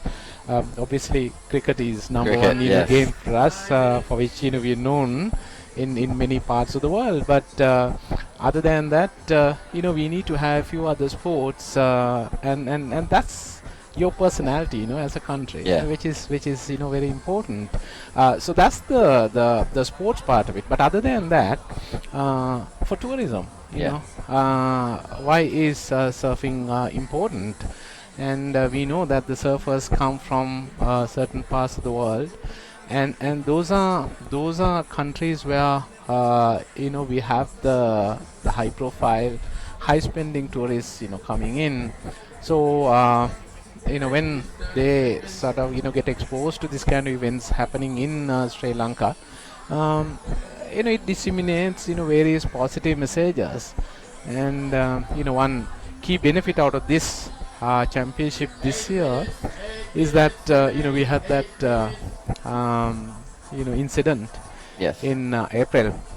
So that was a safety related incident. So I mean, obviously when such a thing happens in any country, anywhere in the world, the first thing that comes to your mind is Sri Lanka safe? So here is a situation where Sri Lanka is not just safe for individual tourists to come and enjoy, but to be able to have this kind of international events as well. So if we are able to have these events, what is the problem you have? Exactly. and the other thing that I love about when government supports surfing is surfing creates a really healthy lifestyle. Sure. You see the surfers, they're all fit and healthy, right, but they also care about the environment. Yeah. Because they don't want to see plastic or rubbish in the ocean. Sure. So it's promoting sport, it's promoting tourism, it's promoting healthy, fit, active lifestyles, and also environmental protection. It's really all-encompassing. So we really appreciate your support, and no, thank you very much. We're so glad to be here. And I came here in 2011. Right. For my first time, and I've always wanted to come back. Right. But in 2011, the town here was very small, and there was only a couple resorts, and it's grown. Right. So now that it's grown, I'm going to bring my family back here. Great, thank you very much. And that goes to show the potential that we have, in connection with surfing in Sri Lanka. I mean, you just came, you experienced this, and then next moment you took the decision to bring your family over. So anyone coming in to our country and experiencing this would want to exactly do the same. So that's what we want. And you talked about some of the values that you've embraced and that you are driven by in terms of surfing as a sport. So I mean, it's all about sustainable environment, sustainable sports, sustainable things in the modern world. So obviously these values are actually embraced and practiced by the educated people. They are the the humans who love the planet. So when the Sri Lankans see these kind of values being embraced and practiced by those who come over, they would certainly want to follow their footsteps. So that basically creates that environment within which people will be aware of the benefits of sustainable tourism and sustainable planet, all of that. And that's another key benefit. It's all about sharing best practices. Can you tell us a little bit about some of the things that if you were to come here and see? We obviously know that the waves are great. We're going to be talking a lot about the waves this week. But while we have you, other things about Sri Lanka, like I was driving back from the surf the other day and saw a field full of beautiful peacocks and elephants. Sure. Well, I mean, we are known for wildlife of different nature.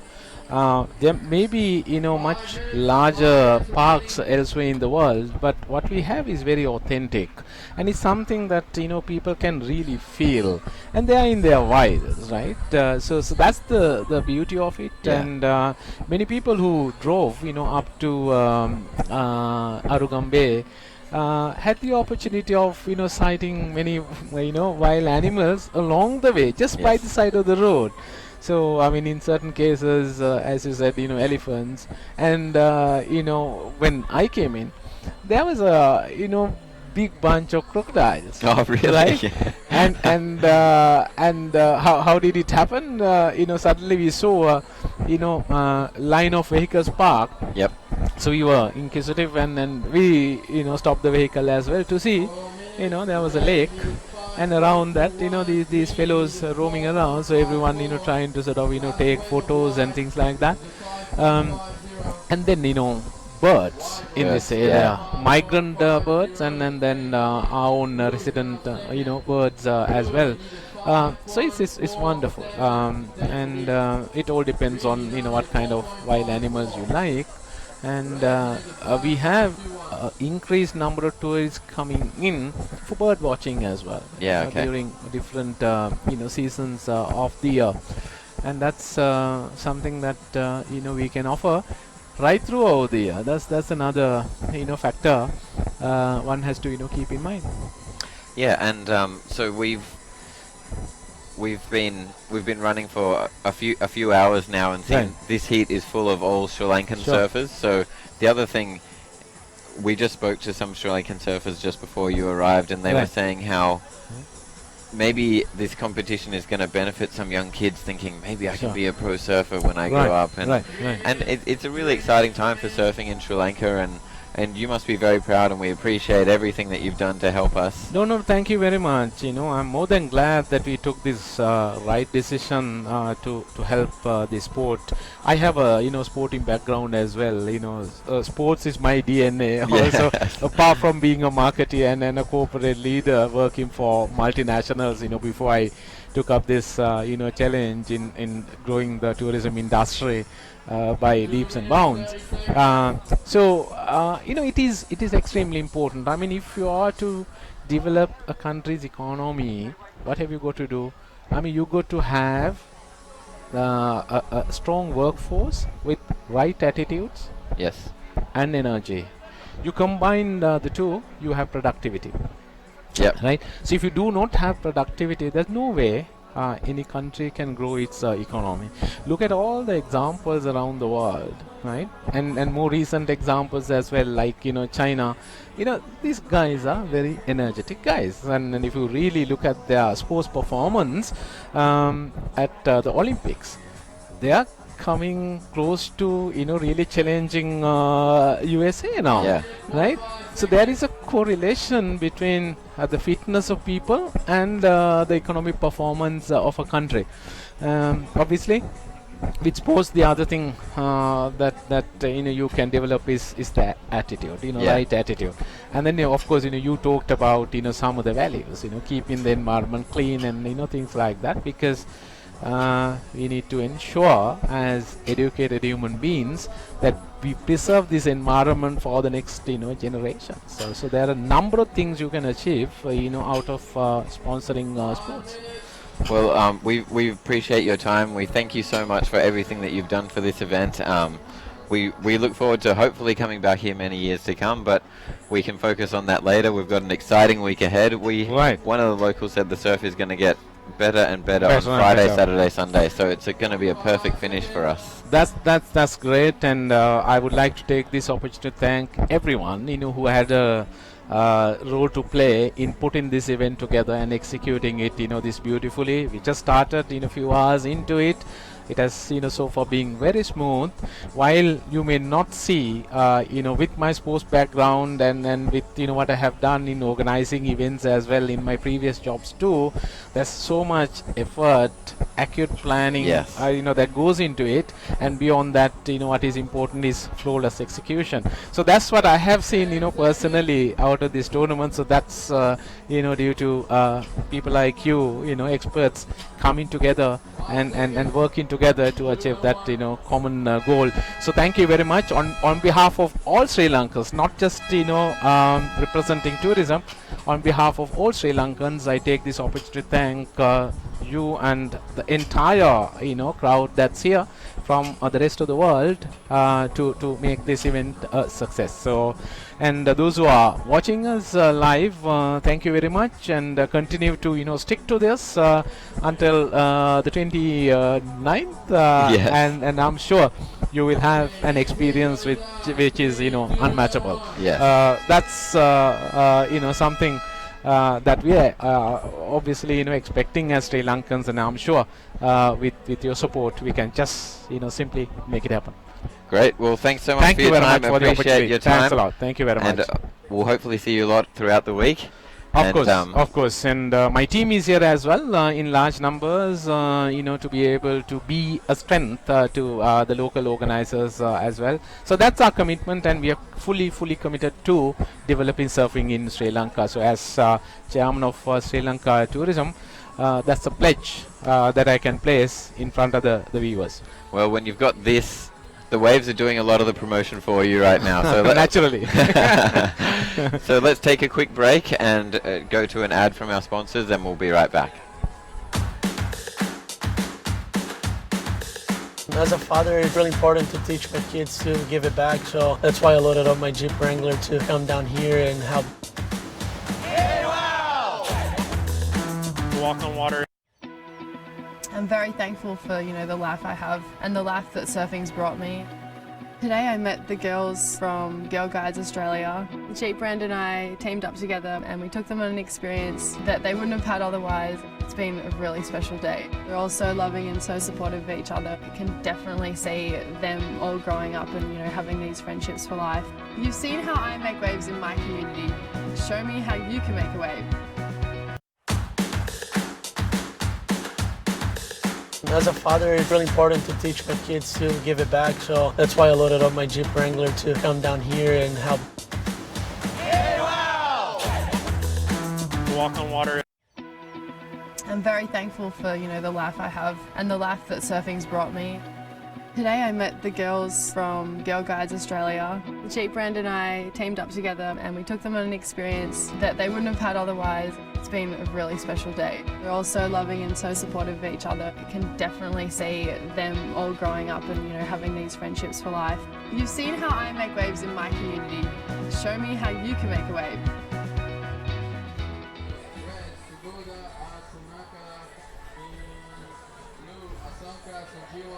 And welcome back to the Sri Lanka Pro.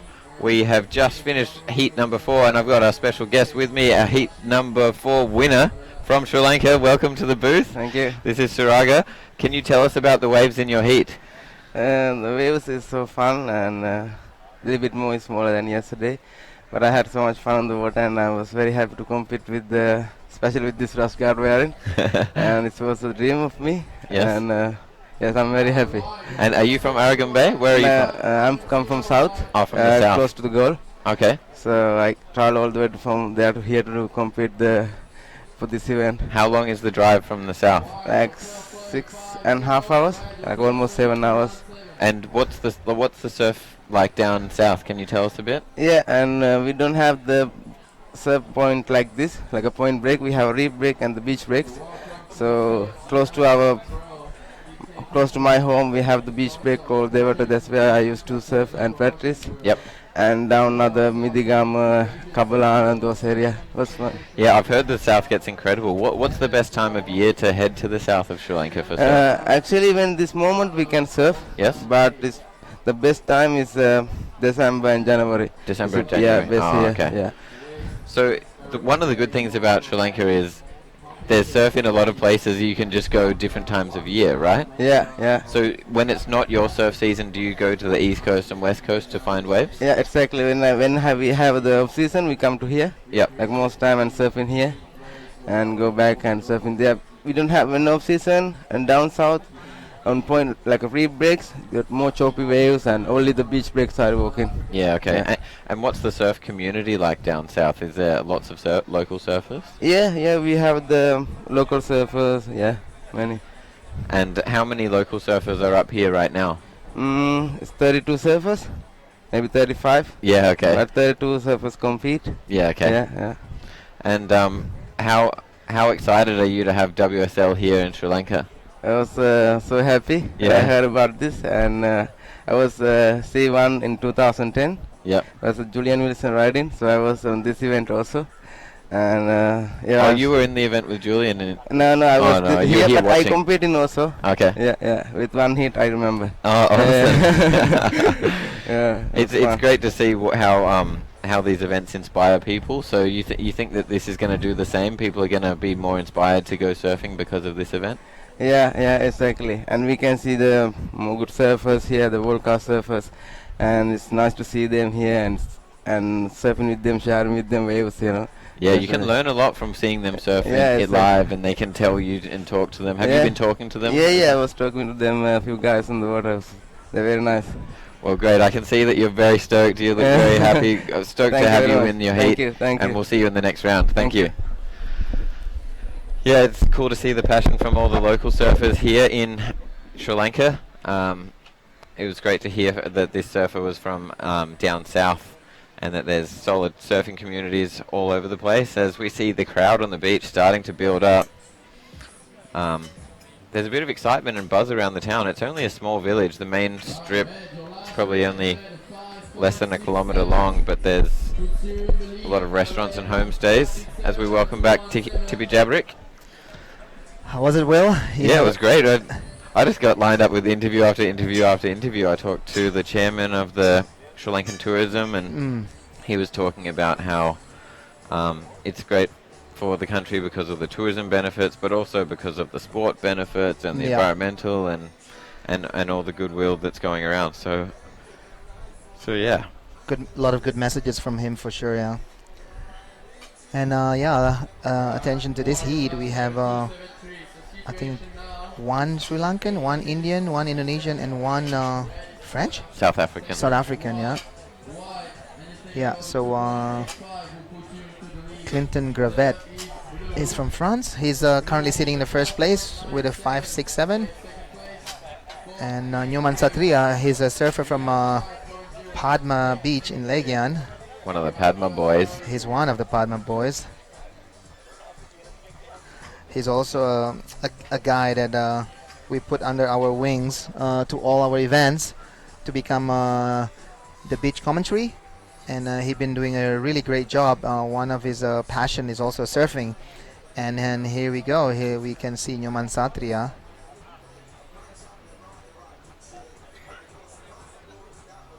So yeah, one day he emailed me and said, "Hey Tippy, can I come work with your crew, to come to all those events?" And I said, "Yeah, I'll give you a try." And he did a good job in Krui, and then we took him to Nias, and now he's here in Sri Lanka, and I'm sure he's gonna take a full advantage of it, because yesterday he went surfing all day, and we tried a couple local cuisine here. Yesterday we went to a small restaurant called Curry Leaf. I went there the night before. Yeah. I think you mentioned it to one of our crew, and we tried it, and it was amazing. It was a really, really good food. Yeah. We spoke to Krish, who's the one of the local guys. He's like the man in town, and he said go to Curry Leaf because it's owned by some locals, so Yep. the money goes back to the locals too. Yep. Some of the other restaurants are owned by big business or Yeah. foreigners or something, so it's always nice to Support the local. support the locals wherever Yeah. you go as much as you can. So I think I'll eat there Yeah. every second night. Yeah, at the end of the day, when you travel, you want to always interact with the local. Spend your money for breakfast, lunch, and dinner. Try to go locals, and I don't know if you really want to have those, a flat white, this and that. I'm pretty sure, there's a lot of coffee places that owned by locals. Tippy, I'm just going to step out of the booth for a minute and welcome in Steve Robertson. Oh, welcome, Steve For a chat. Robo.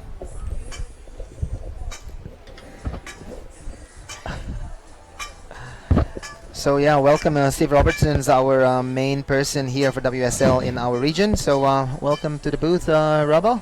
Thanks, Tippy. What a morning. Yeah, what an amazing morning. We have a national anthem going on this morning, and also a lot of officials came down. It's not easy to bring officials usually from as far as Colombo, but they're all here. And just a point on that, I thought the national anthem was one of the nicest national anthems I've heard. I know, it was really uplifting. It was. It was a bit of a traditional sound and also some local sound. So I think everywhere we go, it's always an experience. I know, yeah. So no, it's been a good start. We've had challenges here. Yesterday, all the staff were running around frantically getting everything ready. Yep. It's the first event we've run here for 10 years. And Tippy, you know what it's like to run events. Oh yeah, for you sure. run them in Indonesia, but when you run the first event in a new area, it comes with challenges. But somehow or other, the broadcast's up and running, the heats are running smoothly, the waves are rolling through, and everything's running well at this stage. So Yeah. it's been a good start. Yeah, it's an amazing effort from everybody, Robo, to put this event together. It's not only like one or two person; it's a whole crew. Put the plugs together and making it work. It's not as easy as when you tune in onto your TV screen right now. That's for sure. Yeah. I know who this guy is, Tippy. Yeah, this is Nyoman Satria from Padma Beach in Bali. I'm pretty sure everybody in Bali, who's tuning in, is hooting for Blackie here, Nyoman Satria. This could be the wave that he's looking for. He's looking for a 767 to move into first. Ooh, that's a leg burners for sure. Yeah, well, he's in a good position to progress. But I see Yeah. the guy that's leading the heat. I think it's Clinton Gravett from Yep. South Africa. I met Clinton earlier. He was a late entry into the event. He's been telling us he's going to enter, and he can surf because he's scored a 7 and Yeah. leads the heat, so that was good. I tell you one thing I've been impressed with, Tippy, and that's the level of skill from the Sri Lankan surfers. Mm. I saw, quite a few of them have come second in their round one heats. Yeah. But it's not the second place I've been looking at. It's actually the scores that our judges have been giving them. Yeah. And I've seen heat tallies in the low teens. And to get those sorts of scores means you've got to be a good surfer at Oh, this yeah, level. for sure. They don't give out scores willy-nilly. And, these guys have been scoring 5s, 6s and 7s. Yeah. And we haven't even got to the best of them yet. So For sure. I'm excited to see the development of surfing in Sri Lanka. It's obviously a great place to go surfing. It's so warm, the water, not to mention the air temperature. Yeah. I think that's one of the reasons why people want to travel, because they want to come to the tropics. Some part of the world right now can get colder, and, to get a warm place, Sri Lanka could be your option. It could easily be your option. It's we've been lucky since the few days we've been here, because for what it normally is like, it's actually been quite cool. Yeah. We've had cloud cover, a little bit of rain, and some cool breezes, but it can get really hot here. Oh, I'm sure. Summer is a hot place in Asia, but I don't think so. It's a problem because it's good to get sweat, It is. Yeah. Yeah. It's hot but chilled. There's a lot of breeze, like right now. It's good. And the water's warm, and the waves. Probably over the last decade, just across a few events and a few reconnaissance trips in, every time I've come here, the wave's breaking. I don't know what it is. It's super consistent. I've never seen it dead flat. I've seen it really good.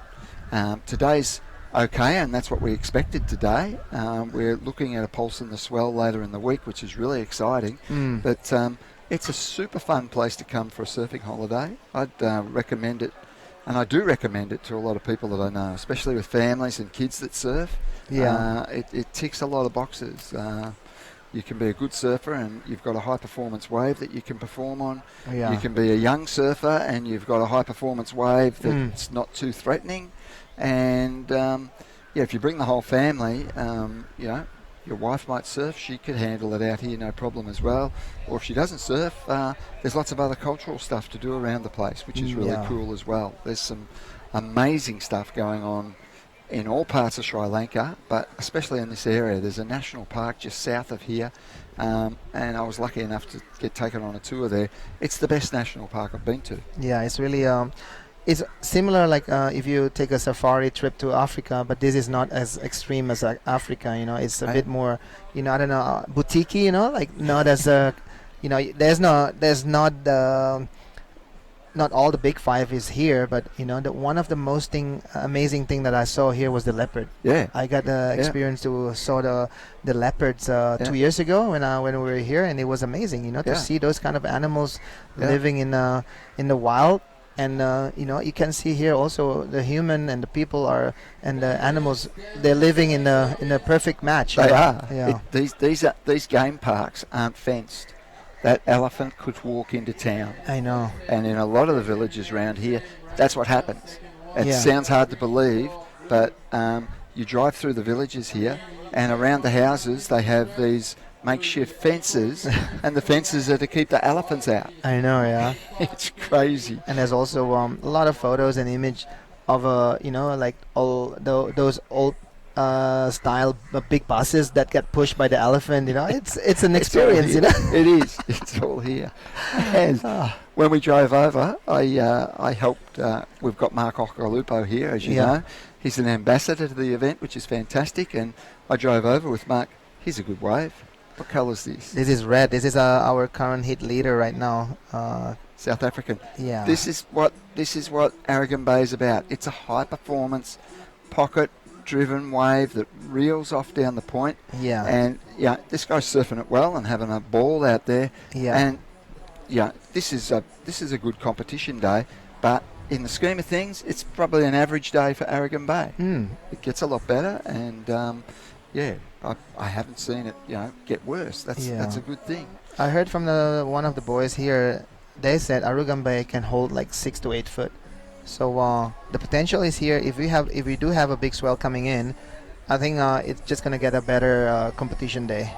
Well, we're semi-thinking that Saturday, Sunday might be 6 feet. Wow. That's gonna be good news for all the surfers for sure. So Tippy, you've got a heat coming up somewhere along the line, so you want to make it through to Saturday, mate. Yeah, I hope so. My mission to come here is one of the mission is just to have fun and just to get wet here and there. I'm not too serious on my my days anymore. I just want to work a little bit and surf a little bit. That's my agenda. That's a good thing. Yeah. But back to the game park. You mentioned about the Big Five and things like that. Yeah. The day I went into the game park, I saw a bear. I don't know what type of bear it was, but it was a bear. Yeah, it's a black bear. Yeah? Black bear. Yeah. I never knew they had black bears here, and it was amazing. I saw the elephant. I saw the leopard. I saw plenty of alligators. Yep. And there's a lot of peacocks all over the island. The bird life is amazing. The bird life right throughout Sri Lanka is amazing. Yeah. So I was amazed. And then when I returned to Australia, not long after, there was an incident near Peanut Farm where they go surfing. And this is sort of funny, but it's not funny. Somebody got chased by a crocodile? Somebody got eaten by a crocodile. Oh, God. It's true. But the way he got eaten is more horrific. He actually went to the pond. To paddle? No, he went to the pond to... he had to go to the toilet. Oh, my God. That's what happened. That's a true story, and this was only a couple of years ago. And he's a surfer. I don't know if he was a surfer or not. He's I don't know. He's a he was a tourist. Oh, he was a tourist in the area. No and, way. That's what happened. Yeah. So incredible. But yeah. So yeah, I think talking about the animals who live freely in this country, there's a good reason why they are, like, you just need to respect their area, Yeah. If you respect their area, I think the animal gonna respect humans. It's just all about putting your boundaries. That's the reason why dogs always pee everywhere. Yeah. They want to show that this is my area. Don't pee there. This is my hood. Same like animals. Like when they see a pond and it's so calm and steady, doesn't mean there's no alligators on the bottom. Exactly. Yeah. Well, that guy found out. Oh, God. But that's a true story. So yeah, but it's all around this place, the wildlife, and I think a lot of people were surprised that it happened not in the national park, outside the national park, but that's the fact. These national parks aren't fenced. The animals walk in and out of the area, and they can be anywhere around here. So yeah, it is an incredible country. I always say to a lot of people, Sri Lanka's flown so under the radar for the last 20, 30 years as a tourist destination. And it's the sort of destination that should have great tourism because it does have so many great things. So the guy in red, way out in front, the South African, I haven't heard of him before. He's got a 7.87 and a 7. I think that's the top score of the day. I know. Almost hitting the 15 marks of a score line there. It's good. It's a strong, solid score there from Clinton Gravett. I'm not sure where he's from, but he could be one of those surf town like Durban or J Bay or Joburg or Cape Town, Yeah. And I think he's here. I think he's here in Arugam Bay on holidays, and when he saw the event come up, he said, well, I'm going in it. So he's probably one of those surfers that competes domestically in South Africa, all sorts of, whether it's amateur, club level or national level. But yeah, he can surf. Yeah.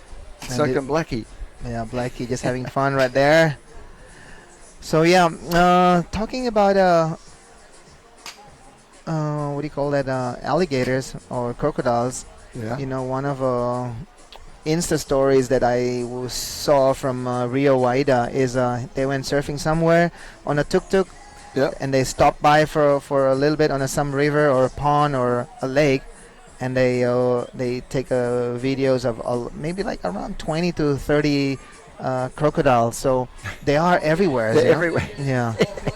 There you go. Yeah. When you don't see any locals doing anything on the area, you should follow. That means you should not stop and go fishing or wash your feet or take a dip. Yeah.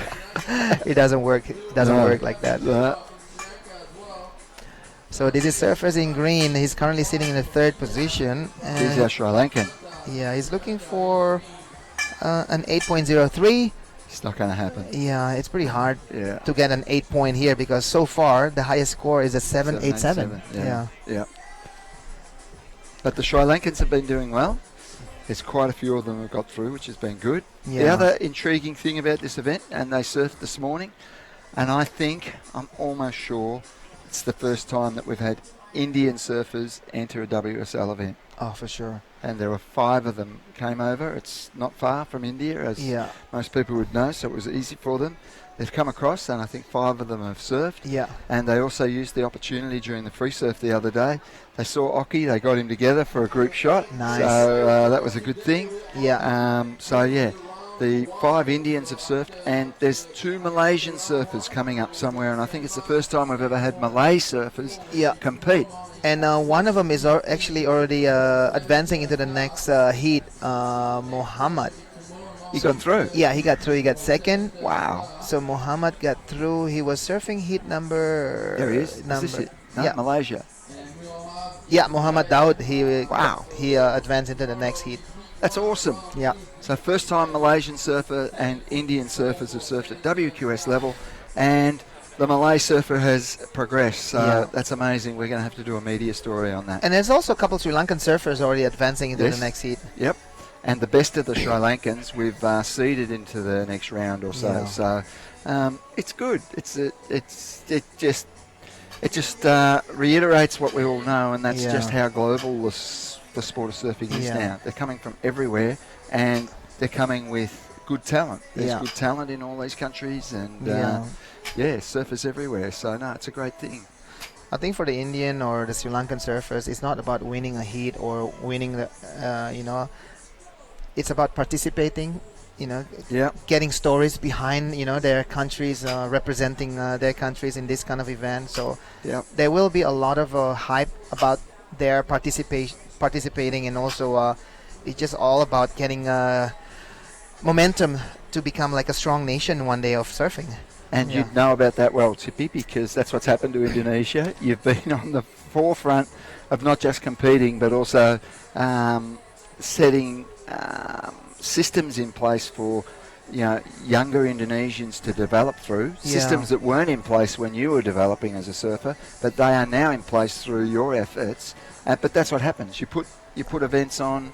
You allow the talented kids and the kids with a lot of motivation to improve their performances through competition, and all of Yeah. a sudden you start seeing great talents emerging, and that's what's happening here. Yeah, I think one of the main thing you have to understand if you want to progress is all about respect, because this sport is about respecting the the older local, this and that, but you have to understand also some of the older locals, you always have to respect them, but they also have a limited time to deliver events or their energy for the sports. That's one of the reasons why I did all those events back in the days in my country, because we don't want to have one event every year. We Yeah. want to have event every month, Yeah. and that's how we the only reason how we can progress. So Yeah. back in the days, I have this idea: we need to have more events. Just tell all the older guys, hey guys, can you help me? Can you help us? Become a judge, become this and that. And that's after that we go to the surf industry, and we get the supports from them. And after that we get the support from WSL, Surfing Australia, and then now hopefully with all those things we're gonna see more surfers in the higher level from Asia. And and it's right through Asia. And again, Tippy, you've been on the forefront of not just Indonesia but all of Asia surf development, and proudly, I think you can sit there and say you've got one of the best surfing tours regionally through Indonesia and Asia in the world. Yeah. Good waves everywhere. We've found the locations. We're putting events on there. They're successful events, and it's one of the greatest surf destinations in the world. Yeah, for Not sure. just Indonesia, but all of Asia. Yeah. And Sri Lanka's testament to that. We've got great waves here. I was talking to a few of the boys who progressed through their earlier heats, and I said, how long have you been living here and whatnot? And they said, no, we're not from here, we're from down south. Yeah. And like a true local of his area, he goes, that's where the good waves are. For sure. Anyways, they started talking it up, but they wouldn't give me the full details of exactly where it was. But they said lots of waves down south. There's waves all over this island. Yeah, for Faces sure. the ocean, there's waves. So, no, it's a good thing. Right, what heat are we up to? I think heat 6. Yeah, so congratulations to Clinton Gervet and also Nyoman Satria moving into the next round. And hit 6, we have three Sri Lankan and 1 Indian. Yep. Yeah. All right, so it's game on here. And we looks like we're going to have an ad. Okay, we're going to have an ad breaks, and after that we're going to call Clinton Gervet to come to the booth. Perfect. I'll go. I'm very thankful for, the life I have and the life that surfing's brought me. Today I met the girls from Girl Guides Australia. Jeep Brand and I teamed up together and we took them on an experience that they wouldn't have had otherwise. It's been a really special day. We're all so loving and so supportive of each other. You can definitely see them all growing up and having these friendships for life. You've seen how I make waves in my community. Show me how you can make a wave. I'm very thankful for, the life I have and the life that surfing's brought me. Today I met the girls from Girl Guides Australia. Jeep Brand and I teamed up together and we took them on an experience that they wouldn't have had otherwise. It's been a really special day. We're all so loving and so supportive of each other. You can definitely see them all growing up and having these friendships for life. You've seen how I make waves in my community. Show me how you can make a wave. I'm very thankful for, the life I have and the life that surfing's brought me. Today I met the girls from Girl Guides Australia. The Jeep brand and I teamed up together and we took them on an experience that they wouldn't have had otherwise. It's been a really special day. They're all so loving and so supportive of each other. You can definitely see them all growing up and having these friendships for life. You've seen how I make waves in my community. Show me how you can make a wave.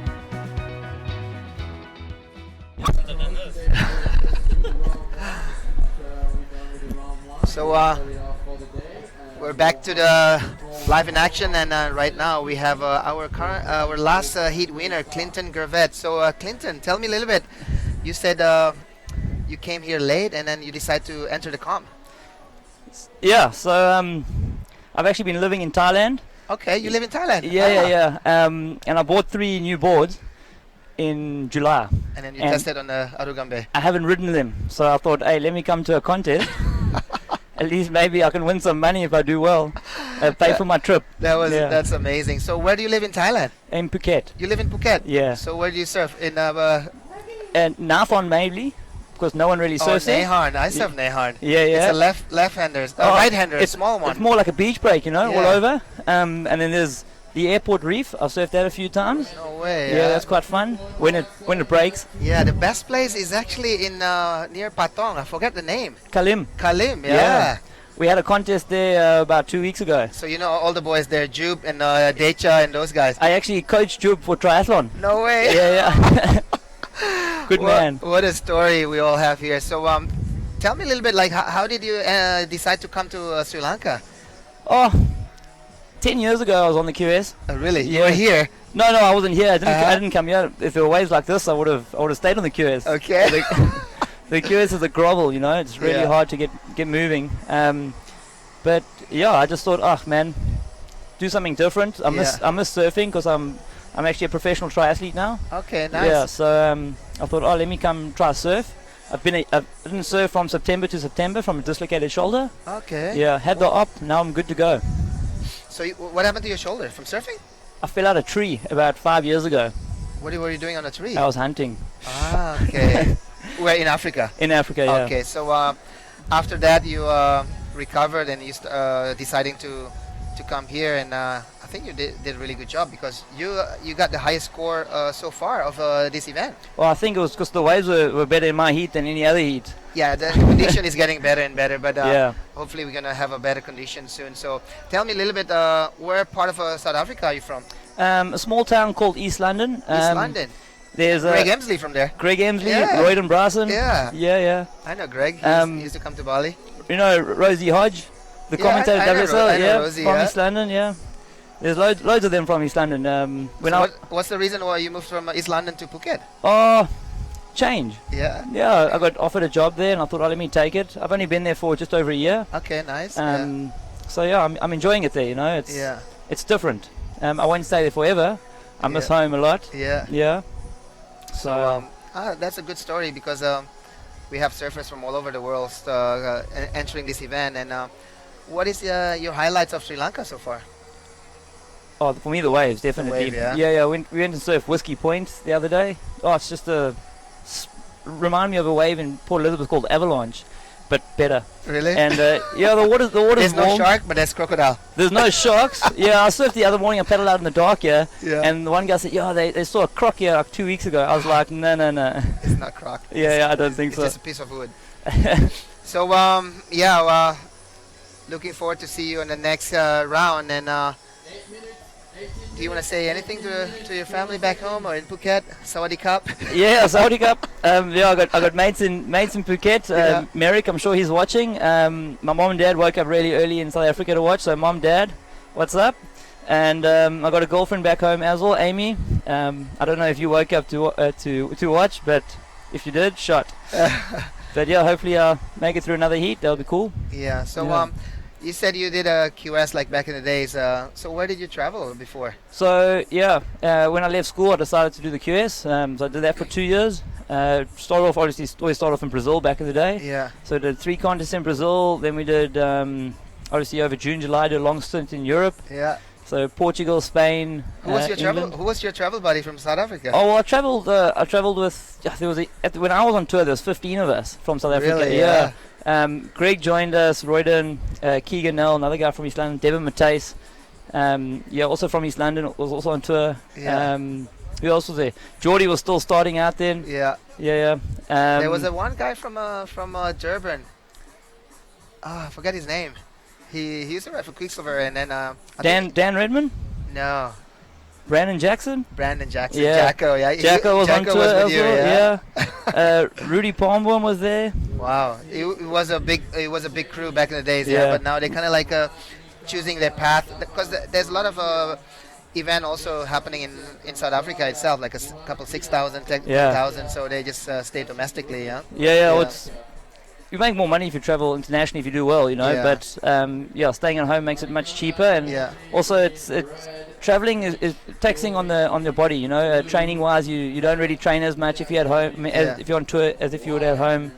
So there's a lot of things. I know Geordie Marie won the last contest. Yeah, he was in US. Yeah. and he was saying like he's really been struggling to train, you know. Is he here now? He's here. Yeah. Okay. So you both are on your backside here, and Geordie in the final.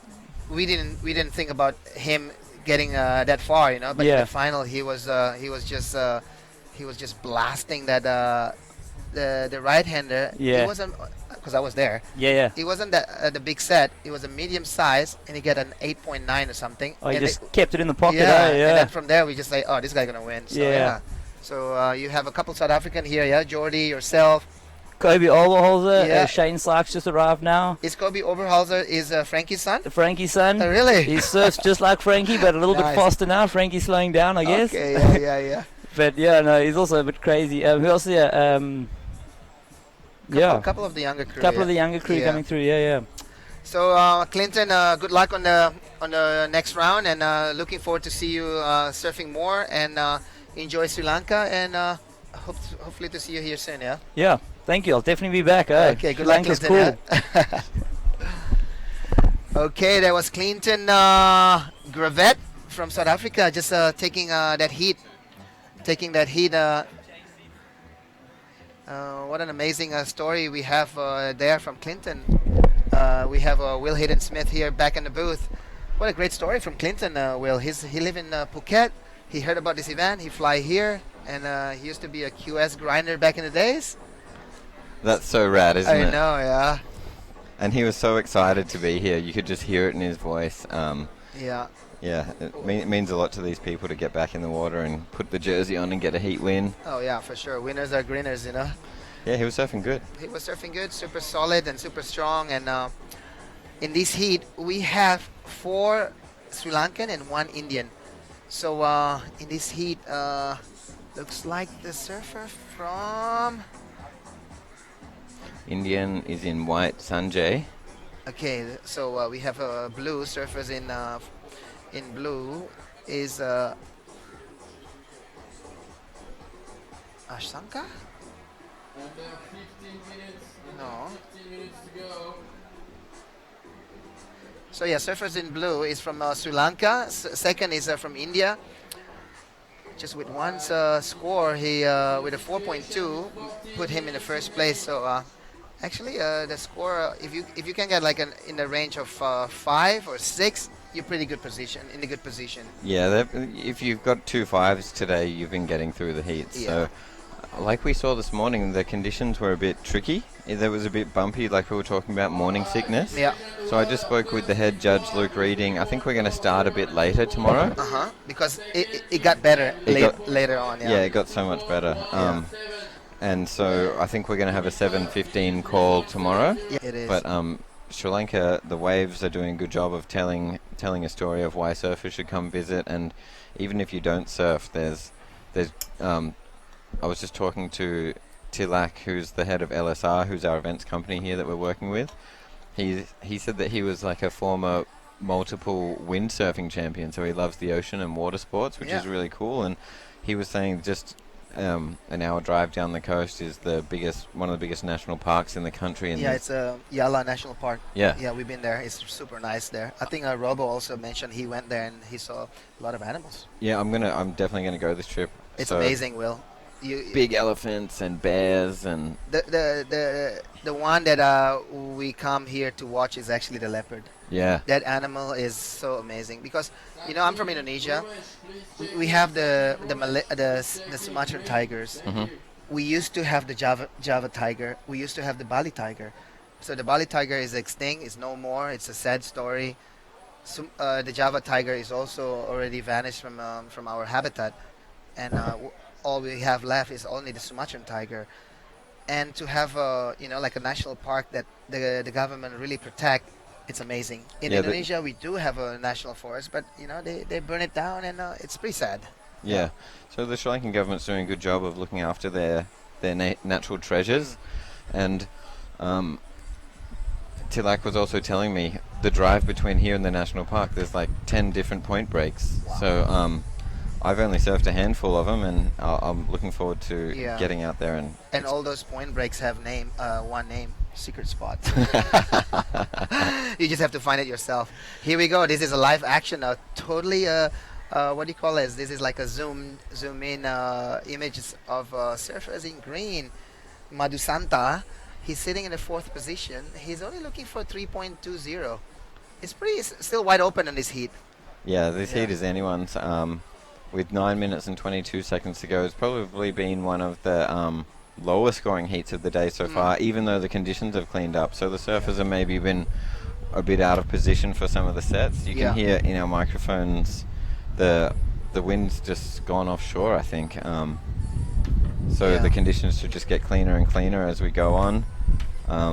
Another reason why it's not a bad idea for us to just run one round of competition today. We've had surfers fly from all over the globe, 25 countries. We'll give them the afternoon to do more free surfing, more warming up. Yeah. We spoke to the guy who won in round 1, Pedro. He got 2 hours sleep because he arrived last night. That's don't want to have to send him back out for another heat. It would be pretty brutal. Yeah, pretty brutal. So when you've got the time up your sleeve, you can definitely use it. Explore around for sure. With a good forecast, that helps too. And here we see our surfer in blue unloading a couple of nice turns. So this is something that probably WSL didn't understand. In Asia, WSL is not a surfing company. It's a tourism tools to promote tourism. It's true. Like most of our partners throughout Asia are tourism because they see the benefit of our huge global audience with our website and app and Facebook, plus just even turning an event on. Yeah. We get a lot of people showing up. You bring in 120 competitors, that half of them bring a friend or family member. And they have like 10,000 social media on their friends, Yeah. So it's spreading like a, I don't know what you call it. It's just like virally become super effective to do, surf event with WSL. Yeah. Yeah, and then in Asia, I think working with WSL is a great opportunity to showcase all the surf spots, and also to showcase a lot of their tourism portfolio. Because in Indonesia we use WSL to promote like places like Krui, like Nias, like Mentawais.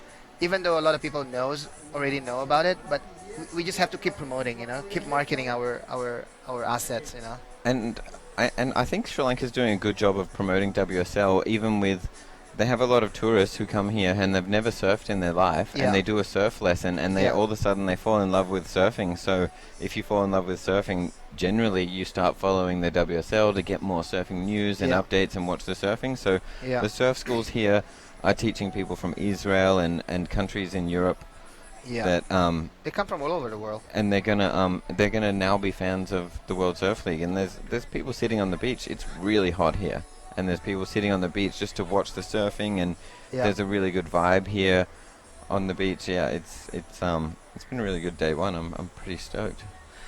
Yeah, on one of the WSL decks, it's saying there is 40 million surfers in this world, and there's also 300 plus million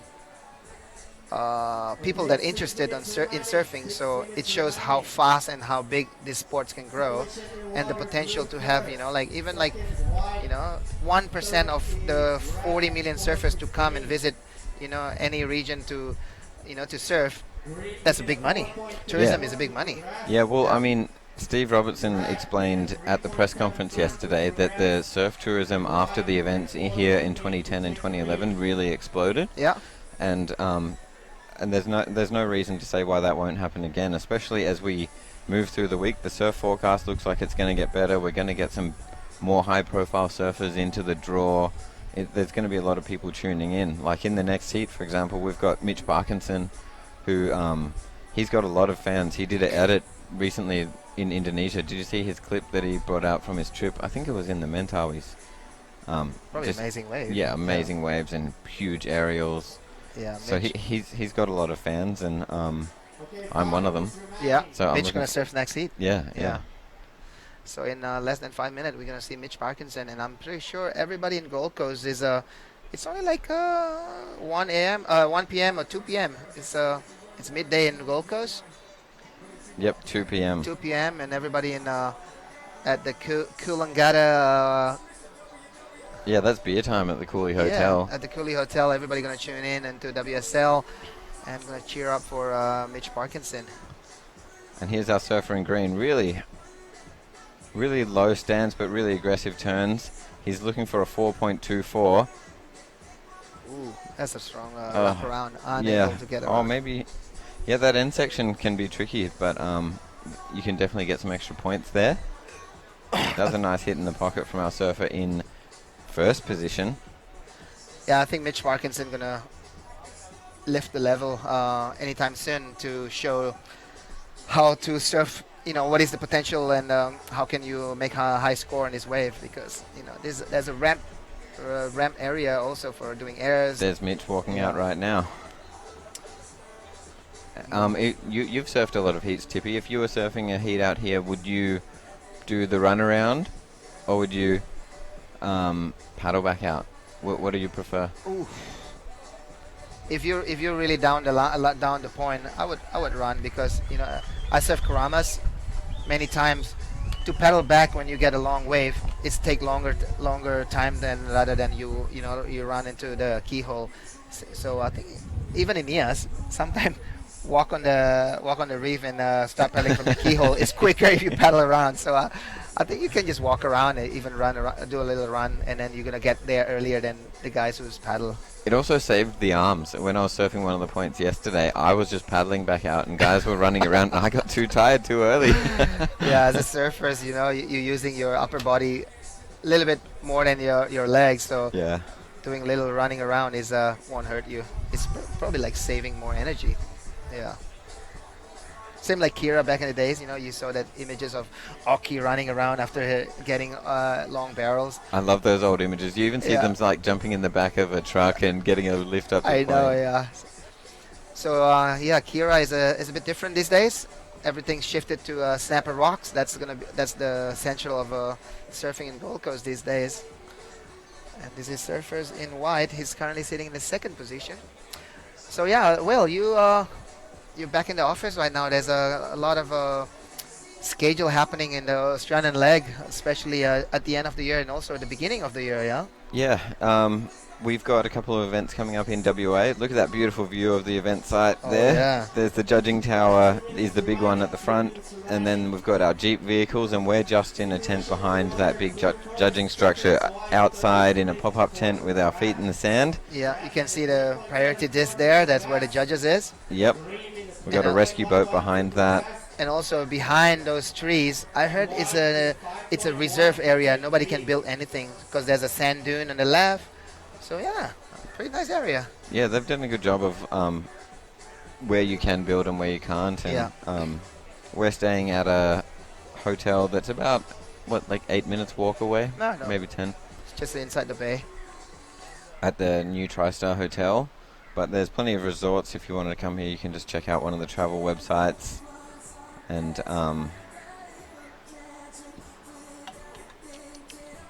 we've got 1 minute left in this heat. I wonder if there's going to be a change in position.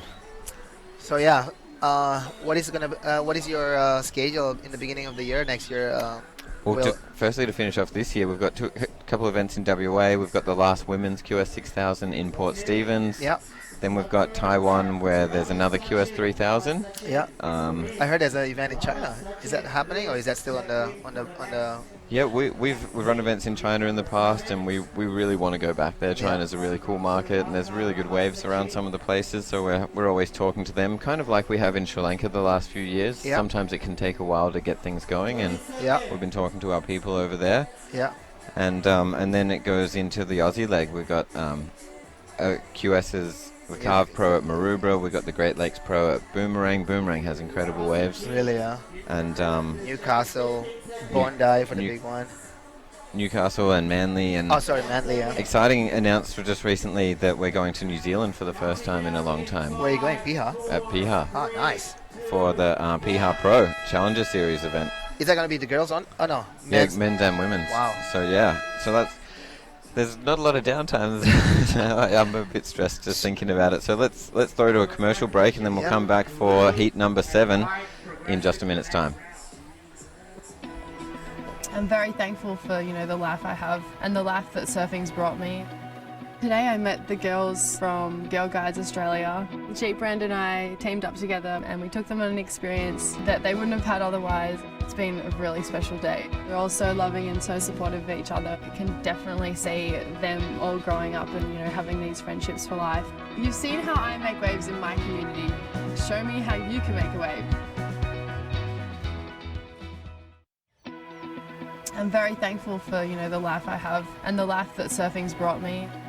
Today I met the girls from Girl Guides Australia. Jeep Brand and I teamed up together, and we took them on an experience that they wouldn't have had otherwise. It's been a really special day. We're all so loving and so supportive of each other. You can definitely see them all growing up and having these friendships for life. You've seen how I make waves in my community. Show me how you can make a wave. Do you want to Welcome back to the Sri Lanka Pro QS 3000. Look at that beautiful aerial view of Arugam Bay. You can see the contest structure down at the bottom in the middle, and the waves are right out the front of that. But then you can also see on that angle the waves wrapping around to the inside of the bay. I reckon it's probably the best learn to surf wave in the world. And we're just getting ready to talk to the winner of the last heat, Asanka from Sri Lanka. And in this water we have an Indian surfer, an Australian, a Malaysian, and a Sri Lankan. So a very international heat. I'm excited to see how this unfolds. And I'm going to welcome in Asanka.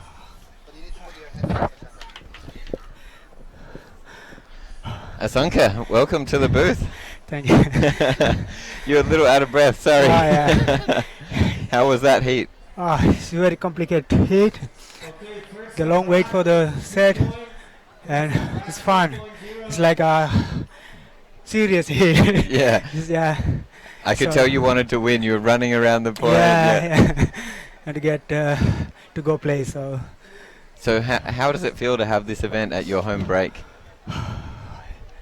Amazing. So we have a really good experience about the new surfers from the pros. Yep. So we're going to learn so many things from them, and good experience to surf with them. It's really exciting to surf with them. And tell us about the build up to the event. Everyone in the town seems very excited and welcoming of the World Surf League. From here town. Yeah, from here. Yeah. Yeah. So yeah, that's it. So everyone really excited to see kind of like this event to happen for the year. So they're all like a next generation, and they're all like our generation. Everyone's so happy to see kind of this event. If you come every year, you will get so many things we can learn from this kind of, because we don't have any idea from this kind of event. Yep. So this is kind of first time this kind of rules. So it's a very exciting and good experience. It's also good for the local surfing events future that we have some Sri Lankan judges working on the panel. So that means the surfing is going to get better and the judging is going to get better in Sri Lanka too. Yeah. So this is going to be really good to, if you continue this, it's going to be a lot help for the next generation. Yeah. So we're excited to get there more developed to go improve more surf and more top level. So if it can happen, this is going to be really good hand for them to next generation get up from the kind of this event. And do you have a business here? Is it Yeah. in town? What do you do? We can give you some promotion. So this is my shop. This is your the shop here, so restaurant. we're right here on your land so right this now. is my land. So behind I have some Are cabanas. you the luckiest man in Sri Lanka? Or I hope. I hope. Yeah. So we are right here on the point at Arugam Bay, and this is your land. Asanka, tell us how proud you are to host us here. From this land. Yeah. Are you happy to have us here on the land? I have to say for thanks Lord my grandfather. So they always work really hard work to get off this land. Yep. So we have also many kind of people before, like when my father age time. So they also see so many people around here. Then that's why they get pushed up to get develop this place. Yep. Otherwise, it's not going to be this much improved because surfers come. Yep. That's why it's going to more improve. So up to other countries. And surf tourism has really made Arugam Bay famous. Really. Yeah, because so lucky this land because we have so many like a break like for the intermediate beginner. So anyone can choose what kind of point they can surf. You know, it's kind of like your house, like a home. Yeah. You can play whatever. Yeah, I was saying I can bring my daughters and surf in there, and I can go out great. here. Yeah, it's perfect. Not only here, it's because we have still many point people doesn't go still surf. Yep. Really long break. So it's amazing land. So happy to born kind of. And you're a proud Sri Lankan, and we're very glad to be here. So thank you very Thanks much a lot for your time today. Thanks for having us on your land, and hopefully you have more success in the next round, and we can talk again. I hope. Yeah. I will try my best. Well, thank you very much. Okay. Steve Robertson's saying that he's going to bring in another guest to interview, and if you're watching at home, you must be noticing that we're trying to do a lot of interviews. We have a pretty small event crew. You know, we've had to fly people in from Australia, Indonesia, France, USA. We've got all on our staff list, so it's a pretty small team that we've got here. So it helps us also get to know the locals by doing a lot of these interviews, and it helps spread the work around too. So not much going on in this heat at the start, as we see this beautiful drone shot, and Mitch Parkinson looking like he was trying to get out to pick up his first wave.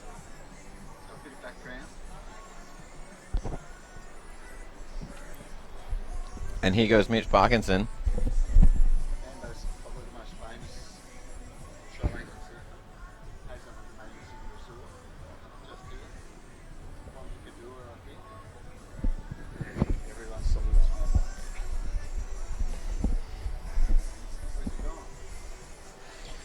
And Mitch uncharacteristically falling there, so he'll be looking to get a better score on the board any minute now.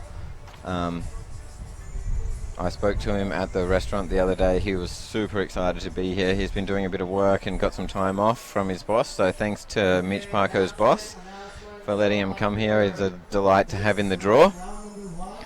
And I'm going to welcome in another guest. It's great to have... Welcome. Thank you. Everyone calls you Mambo. Yeah. Welcome everyone. This is Mambo, our guest. He owns the resort next door. So do you want to tell us a bit about your business so when people come here they know? Surfing in like 17, 18 years. Yep, you've been surfing for that long? 17, 18 years. Steve Robertson tells me that you're one of the most famous Sri Lankan surfers. Because I always with the surfers. Yeah. And hanging around and spend time, understand their feeling, and local boys and internationally. And are you proud to see Sri Lankan surfers winning heats today? Does that make you? Yeah, it's very nice things today, you know. Yeah. It's really nice. And it's very nice to WSL come into Sri Lanka, make for the country peace and like that. Yep. It's nice. And you've got some rooms and a bar next door for your business as well? Yeah, the rooms and bar and the surf shop. Yep. And then we moved to 6 months to Hikkaduwa. Hikkaduwa, and that's on the south. In the south, South side, Hikkaduwa. yeah. And what are the waves like in Hikkaduwa? Yeah, it's nice. We have a nice reef break, left and right. like sounds a nice. A-frame. Yeah, it's nice to have A-frame point because everywhere we have point break, left or right or beach break. Look at this beautiful view of the land around here. You can see Mambo's It's place Mambo's there, yeah. is that big building that you can see in the bottom, heading Yeah. towards the bottom left corner of the frame. Yeah.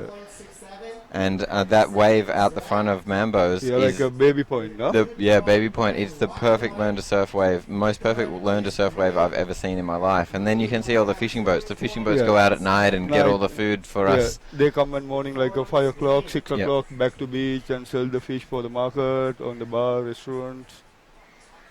And it's a nice day today with the sunny. Yeah. Yeah, and look at how beautiful this land is. I mean, you must be incredibly proud that the world is watching this. Yeah, watching this and living in this land, no? Yeah, I'm jealous. I'm very because jealous. I've been traveling different countries and I Yes. see this country is still free and nice, Yeah. clean, no? It's the most nice things. So a lot of the surfers in this country, they spend the surf season here in Arugam Bay, and then they go to the south for their surf season. Then they go to the west for their surf season. The surfers travel around a lot. Most surfers from the south surfers, they travel a lot.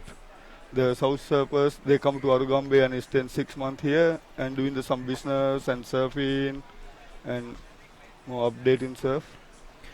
And here's Mitch Parkinson, really nice first turn. Big reverse on the second turn.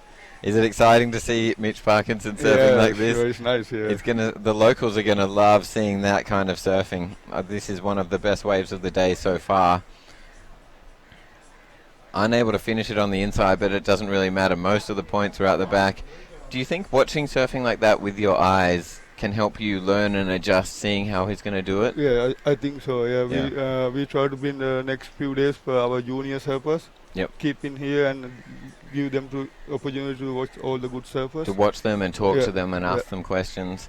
So yeah, look out everyone. If the Sri Lankan surfers are just going to keep getting better and better, and hopefully one day not too far away we have Sri Lankan surfers traveling. Yeah, they went to the Japan ISA World Games. Yeah. 55 countries in the first time, and we went to there also, you know. That's incredible, isn't it? three boys, It's a great story. Three Sri Lankan surfers Lankans. went competed at the ISA World Games in Japan just recently, their first time.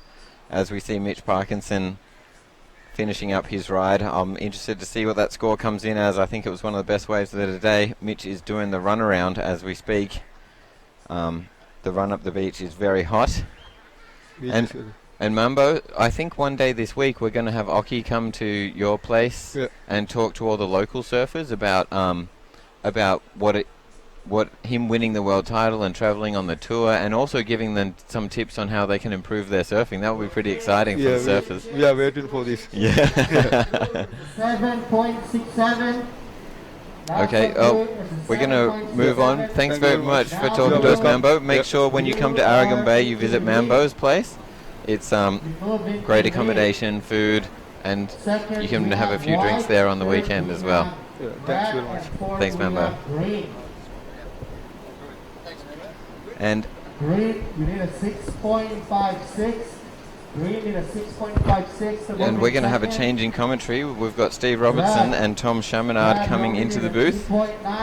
Thanks, Will. And this has been a fantastic heat. I've been watching Mitch Parkinson.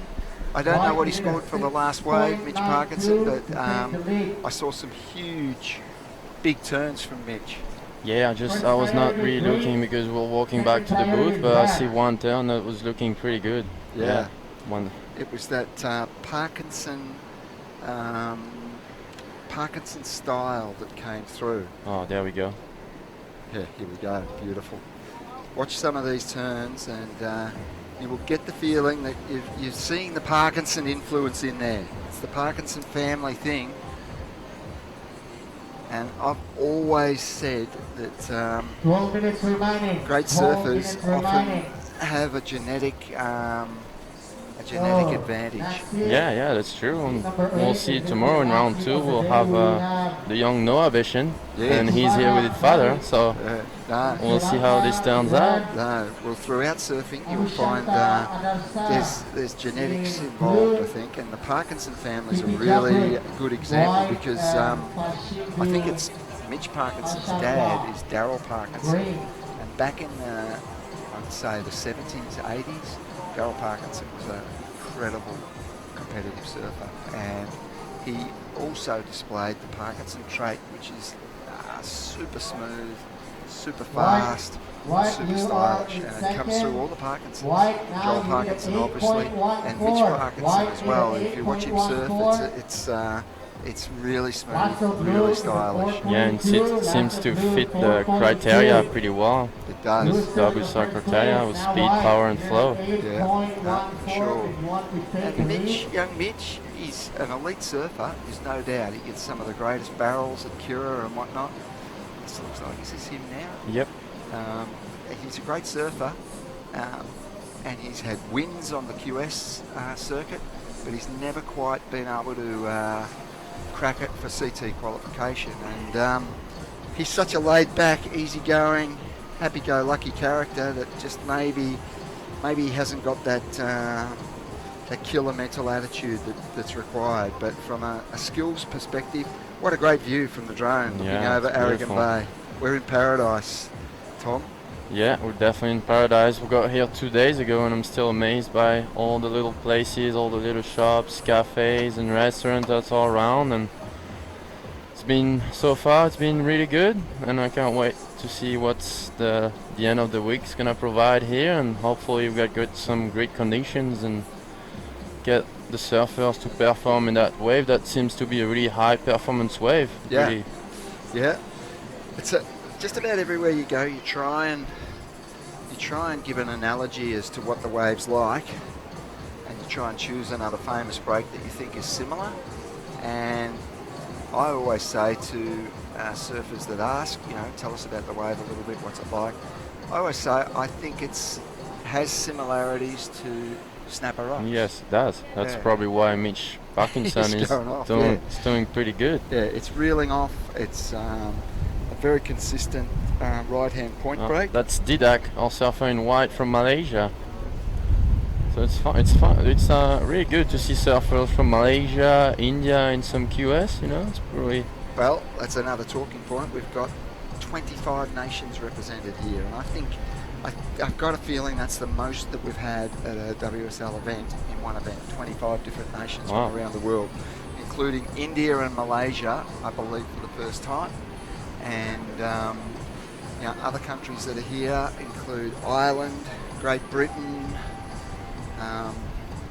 There's a few obscure ones. I'm going to get the heat drawer and have a look here. Yeah, and I was in India about a month ago. We had a little surf contest there for the local community, and I was really amazed and impressed by how many Indian surfers and how India is really behind surfing. And it was actually quite a big scenery. We had like a big stage and a lot of competitors, and everyone was behind it and pushing for this competition. It was really amazing. So I'm happy that we go travel to that part of the world and get those surfers a chance to surf, in international competitions like that. Yep. I think it's benefits to everyone. Yep. And you're right. We've come to what is a relatively new area of the world. This event, it's yes, it's part of the Asian tour, but we've progressed across to the west side of Asia.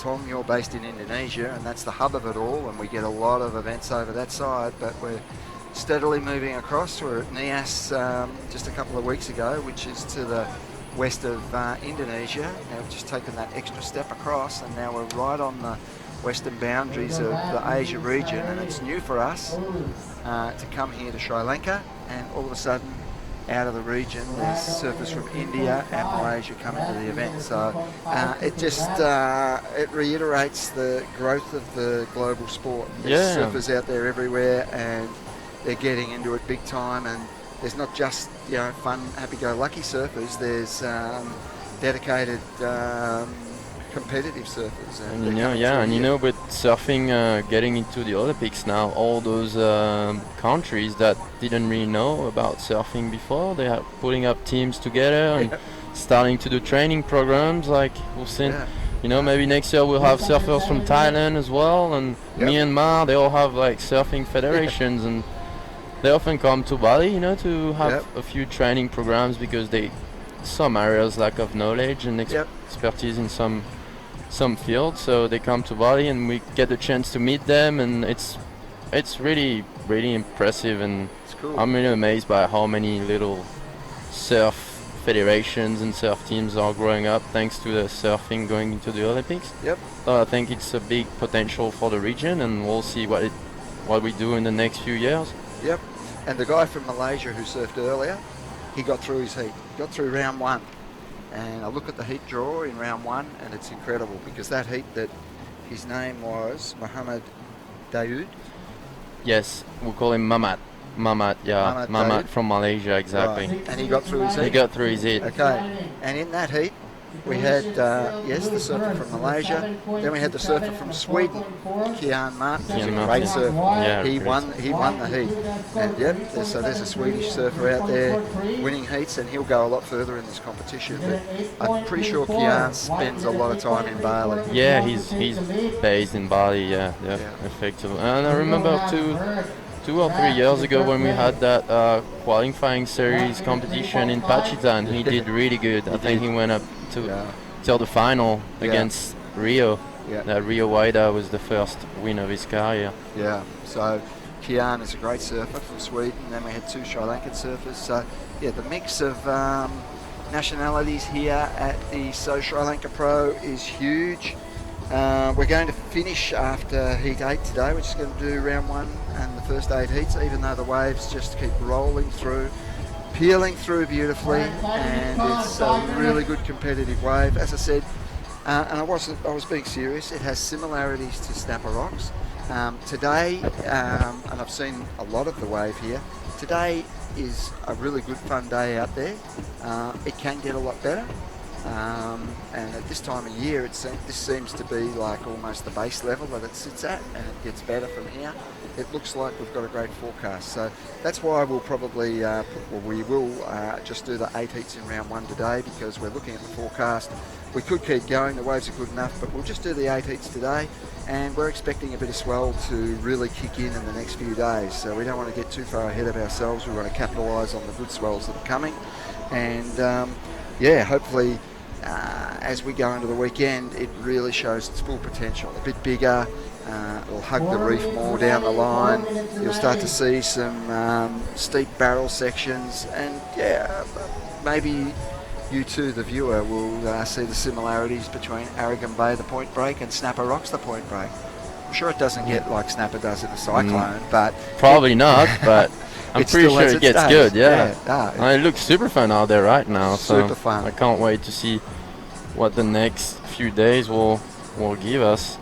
It was hard to, it was actually hard to say no, we're not going into round 2 today. We had to sort of look at one another and say, well, come on, let's, we could keep going, but we've got plenty of time. There's good swell coming.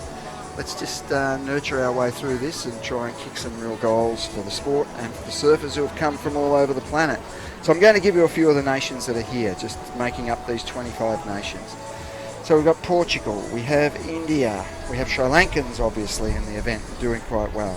We have Malaysians, Swedish surfers, I'm just going through round 1, South African surfer, who was the top scoring heat in this round so far earlier, Clinton Gravatt. Where are we? Back to Malaysia. Japan starts off tomorrow in the first heat, so we've got Japanese here. Obviously we have USA surfers. Noah Beshan opens up the day tomorrow. Noah's here with his dad, Shane Beshan, which is huge. We've got some very famous surfers here. Oki's here obviously as an ambassador, but Shane Beshan's here as well, and they didn't know each other was here, and they got quite a shock, so they're going to catch up at some stage. I imagine, yeah. USA, I'm going to keep going here, give you the list of countries. New Zealand, obviously, they're great supporters. Venezuela, I have no idea what this guy surfed like, but he's in... He surfed pretty good. He was in Nias. Okay. He was surfing in Nias, and okay, good. Pretty good surfer from Venezuela. Here's one, Belgium. He's seeded into the second round, so he must be able to surf quite decent. Yep, I've never met him. No. He's here. Spain, we have a Spanish surfer here. Well, there's lots of great Spanish surfers on the tour. Then we have a Brazilian, obviously a number of Brazilians in the event.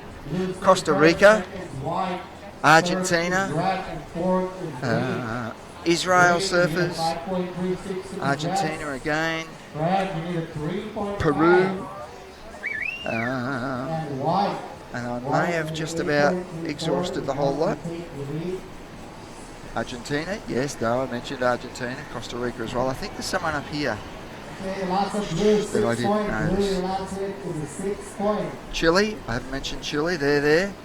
And Great Britain. Great to have a Great Brit here. Shouting out to Paul Evans. I tried to get him here. he said he had other commitments going on at the same time. Paul, if you're out there listening, I'm sure there we you see are. it's a red surfer from India. Is this the Indian? Indian surfer, yes. Awesome.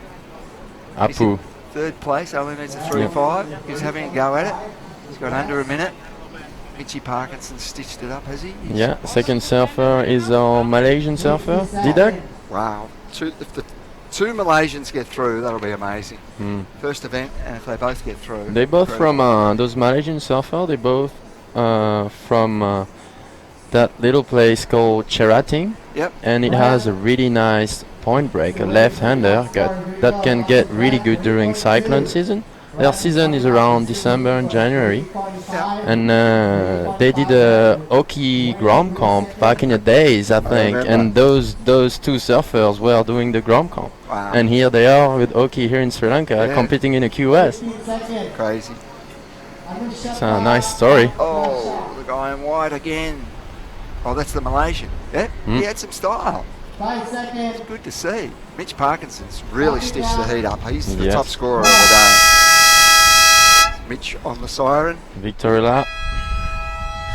I can tell you, if Mitch had to get a score on that wave and the siren went off, and they didn't give him the score, he'd be disputing it. Yes. He's that sort of character. He's got fire. He's got fire in He's him. a fiery character, but a lovely guy.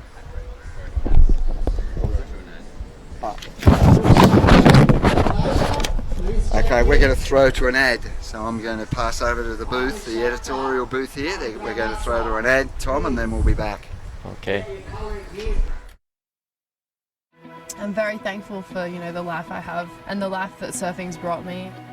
Today I met the girls from Girl Guides Australia. The Jeep brand and I teamed up together and we took them on an experience that they wouldn't have had otherwise. It's been a really special day. They're all so loving and so supportive of each other. You can definitely see them all growing up and having these friendships for life. You've seen how I make waves in my community. Show me how you can make a wave. I'm very thankful for, the life I have and the life that surfing's brought me. Today I met the girls from Girl Guides Australia. The Jeep brand and I teamed up together and we took them on an experience that they wouldn't have had otherwise. It's been a really special day. They're all so loving and so supportive of each other. You can definitely see them all growing up and having these friendships for life. You've seen how I make waves in my community. Show me how you can make a wave. I'm very thankful for, the life I have and the life that surfing's brought me. Today I met the girls from Girl Guides Australia. The Jeep brand and I teamed up together and we took them on an experience that they wouldn't have had otherwise. It's been a really special day. They're all so loving and so supportive of each other. You can definitely see them all growing up and having these friendships for life. You've seen how I make waves in my community.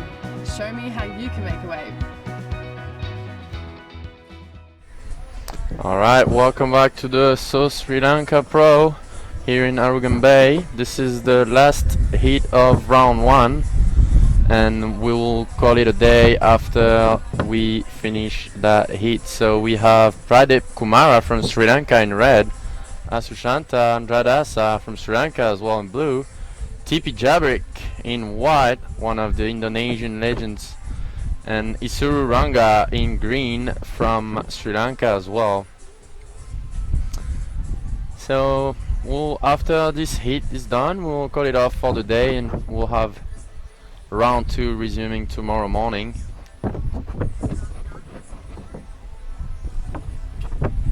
So yeah, this is the first day of the competition. We have some really nice conditions rolling in and we expect some really good condition throughout the week to kick in, so we'll play it safe and call it a day.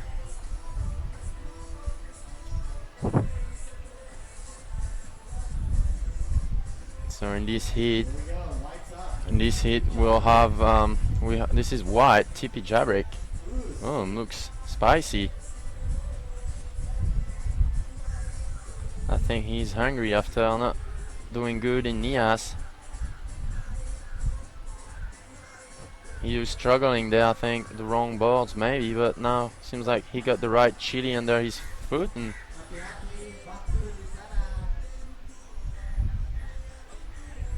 so we're gonna have the winner of the last heat getting in the booth shortly, Mitch Parkinson from Australia.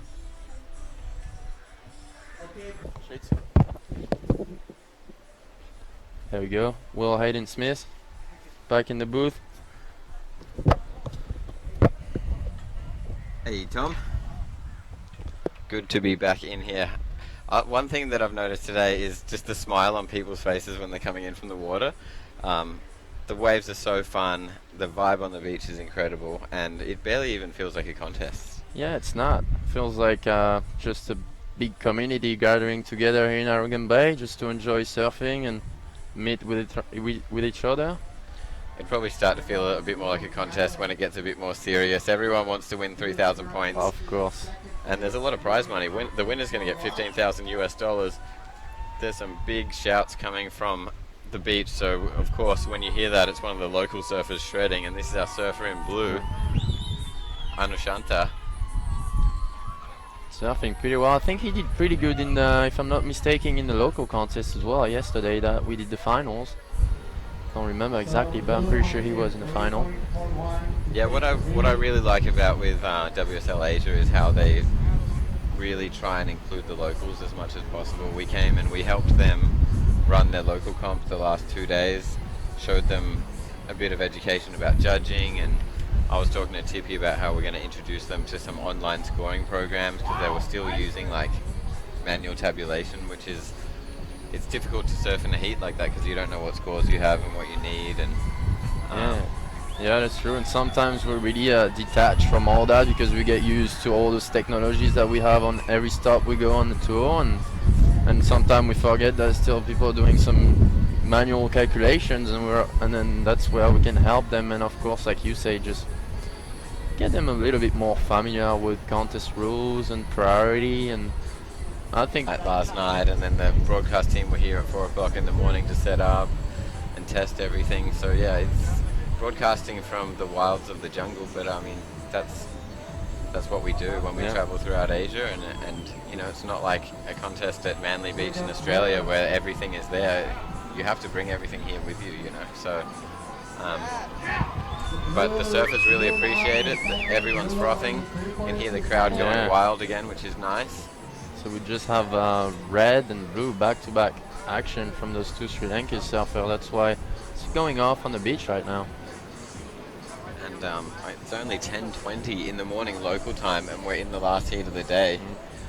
We were talking earlier about how we've got enough time in the forecast that we don't need to rush through the contest. It's been a perfect day one.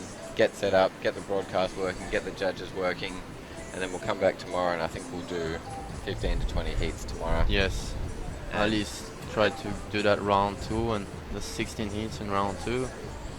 That'll be a pretty good day. And then after round 2, we're into the prize money round in round 3, which is nice. So that's where it gets start serious. Handing out some cash. Yes. No, we don't hand out cash anymore. We do bank transfer, but you know what I mean.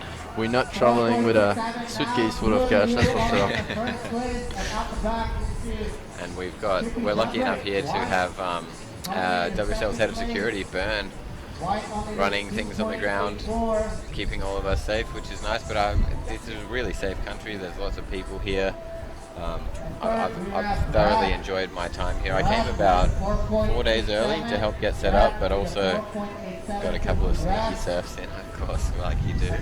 You can't work all day. Nah, definitely can't, especially somewhere that hot. You need to jump in the water a little bit. Yeah, you need to get in the water. And just 11 and a half minutes to go, and we're going to wrap things up for the day. Top performer today was Mitch Parkinson, who you were just talking to. He's from the Gold Coast. I'm sure there were a few people at home watching. And our surfer from South Africa as well, Clinton Gravett. I think he got an 8-point ride earlier today. With some backside hooks. It seems to be a pretty hard wave to read, but you have it kind of feels like it bends away a little bit, but then you have all those balls that kind of forms, and you got to time perfectly your bottom turns to make sure to do the turn at the right time and get some good points. There's a bit of luck too for the foreigners because some line up a lot better, some shut down the line, so that's where the local surfers have a bit of an advantage. They know which ones to take. And we've seen all morning. Cool community, and they come back the next year and they see some grommets shredding on it and got better, you know. It's the beauty of it. I really like the whole atmosphere we get on those competitions. Definitely something different. So looks like blue. That was a pretty nice long wave. 6 turns on that wave. Surfer in blue, I don't think it was enough. I just heard the beach announcer say we're watching replays and he's running up the beach. Not enough to take the lead, but is comfortably in second position at the moment, with third needing a pretty big 6.27 to advance. Looks like he knows that he's in a comfortable position because he's stopped running and he's just cruising down the line. Yeah, so we have a big crowd today, huh? Arugam Bay is pretty popular, and not only for surfing, just for tourism as well. Yeah, there's a lot of like yoga tourism and people on their honeymoons checking out the beautiful sights and swimming in the water. There's diving, there's wildlife is amazing wildlife around is here. huge. Yeah. I think if you an hour or 2 hours away from where we are right now, you can get the chance in one day to see elephants, crocodiles, leopards, and bears. And bears. I heard local bears. So we didn't get the time to go check that out. Hopefully we'll get. Today might be the day. We're going to be finished work in about 5 minutes time. That's right. Have some food, some really nice food, and go check out the wildlife up north. And of course, we wouldn't be here if it wasn't for Sri Lanka Tourism Promotion Bureau. So thank you to their So Sri Lanka campaign for supporting surfing. Also, got to thank our global partner Jeep. Jeep have supported this event. We've got a couple of beautiful Jeeps on the beach that have been ferrying Oki around the place. Oki loves it. And we've got Sri Lankan Airlines, and we've also got our partners who are helping us run the event, LSR and the Sri Lankan Surf Federation. So it takes a lot of people to pull an event of this size together behind the scenes. So thank you to all of them. Here's our surfer in green. Probably lining up their best wave of the day so far. So under 5 minutes remaining. Something like blue and white are comfortably sitting in first and second, because red and green needs pretty big numbers. 6.27 for red and 7.84 for green. You can tell it's the last heat of the day. I can see a big group of competitors waxing up and warming up. I can see Bronson Meddy, Darcy Crump, Duke Nagzam. It's gonna turn to air show after that, because the wind is getting a little stronger right now. Pretty sure all the spectators will hang around and enjoy the free surf. Crack open a lion and watch the free surfing going on. Yeah, it's a really cruisy vibe around this town. When you're at a restaurant or whatever, people always come up and introduce themselves and ask where you're from and what you're doing here. And I found it to be a really friendly place with the locals and the tourists. Yeah, and it's not too big of a place either, so you get the chance to see the same people a few more times, you know, and you start doing a few more relationships and friendship. But also, like, one thing I love about it is there are so many waves that you can often score waves to yourself. So there's 112 competitors here. There's a lot of local surfers. There's a lot of non-competitors who are here, like the Israelis and the European surfers. And I've surfed 3 times, and both times there's only been like 5 people out. Wow. So the points can handle the crowd because people just spread out, which is really nice. And there are ways for everyone. That's the beauty of it. Okay, you can see what's good about that point. The further down you go down the point, the more beginners there'll be. And then you go a little bit more, you go to intermediates, and you end up at the top of the point where you have the expert surfers, I would say. So it's a pretty nice area to like learn how to surf, and you get the chance as well, if you improve pretty fast, to challenge yourself in some better conditions. And one of the points just to the north called Perceval, it breaks just a couple meters off the sand, so it's not like difficult to paddle out. And You can just catch a wave for 50 meters and then walk back up the beach, jump back out, and you're out the back already. So very user-friendly, but also not boring for expert surfers. It's also super fun. Yeah. As we see the crowd, these And people have been talking about this comp all week, and they're excited for it to finally be here. Because I think there are waves on the other coast, right? Yeah, Because so we're on the South East Coast has waves and the East Coast has waves, and they're all different seasons, and the locals just like migrate. They've got like 3 homes around the place, and they just follow the surf, which I think is a really cool Yeah, story. it's really cool. So that's why if you come to chop Sri up? Lanka, you don't have to worry about. You just gotta know which season it is and choose the right coast. But I'm pretty sure they got waves all year. Yeah. You know, if you with all those 3 coasts. Oh, surfer in red. He's looking for 6.27. I doubt it will be enough. Yeah, chop ups are really fun to do, but they don't really score many Not big at all. points. But that's part of the knowledge those surfers will get. You know, they get to surf a heat with international surfers, and they kind of figure out what give them points, what don't. And then our head judge and our judging team is really happy to give feedbacks to those local surfers at the end of the day, explain them what will score better, what they can improve. Had that Indian surfer earlier on came to me and said, "How can I talk to the head judge because I want to know what it can do better, you know, to improve my surfing." I mean, that's how it happens. Kelly Slater is obviously a freak and super talented, but he talked to the judges and analysed the judging sheets more than anyone in his career. You know, so it takes the talent, hard work, and skill, but you've also got to have the dedication and the willingness to learn, and which is you got to analyze your own surfing to know what you can do better. Our surfer in blue is definitely the fan favourite of the day. We're in the dying seconds of that heat. 30 seconds. Seems like we're gonna have white TP Jabrik from Indonesia and blue Anustanta, local surfer, progress into the next round. Tomorrow we'll have round 2, which is 16 hits. So not the top seeds, but some high-ranked surfers. There's guys like Thomas Servi, Gabriel Villaran, Noah Beshan, Callum Robson from Australia, Hinata Azawa, Santiago Muniz. Yeah, Santiago. Who won? I think he won the ASA last year, right? Was it? I think it was last year, yeah. And the Grommets playing in the shore break, which is always fun to see. Well, that was a great day, opening day of action at the Sri Lanka Pro QS 3000. Thank you to Sri Lanka, the Sri Lanka Tourism Bureau, for having us here. Thanks to Jeep, Sri Lankan Airlines, Dialogue Internet, and our partners LSR and Sri Lankan Surf Federation. We've had a great day, and it's only going to get better from here. Tomorrow we're going to run round 2. And then we've got round 3 is where the top seeds come in, and we'll see surfers like Oki. So plenty to come in the coming days, and make sure you tune back into worldsurfleague.com and check it all out. Thank you. Stay tuned. See you tomorrow. I'm very thankful for, you know, the life I have and the life that surfing's brought me. Today I met the girls from Girl Guides Australia.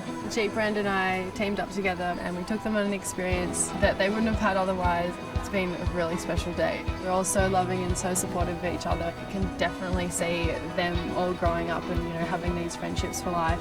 You've seen how I make waves in my community. Show me how you can make a wave. I'm very thankful for, you know, the life I have and the life that surfing's brought me.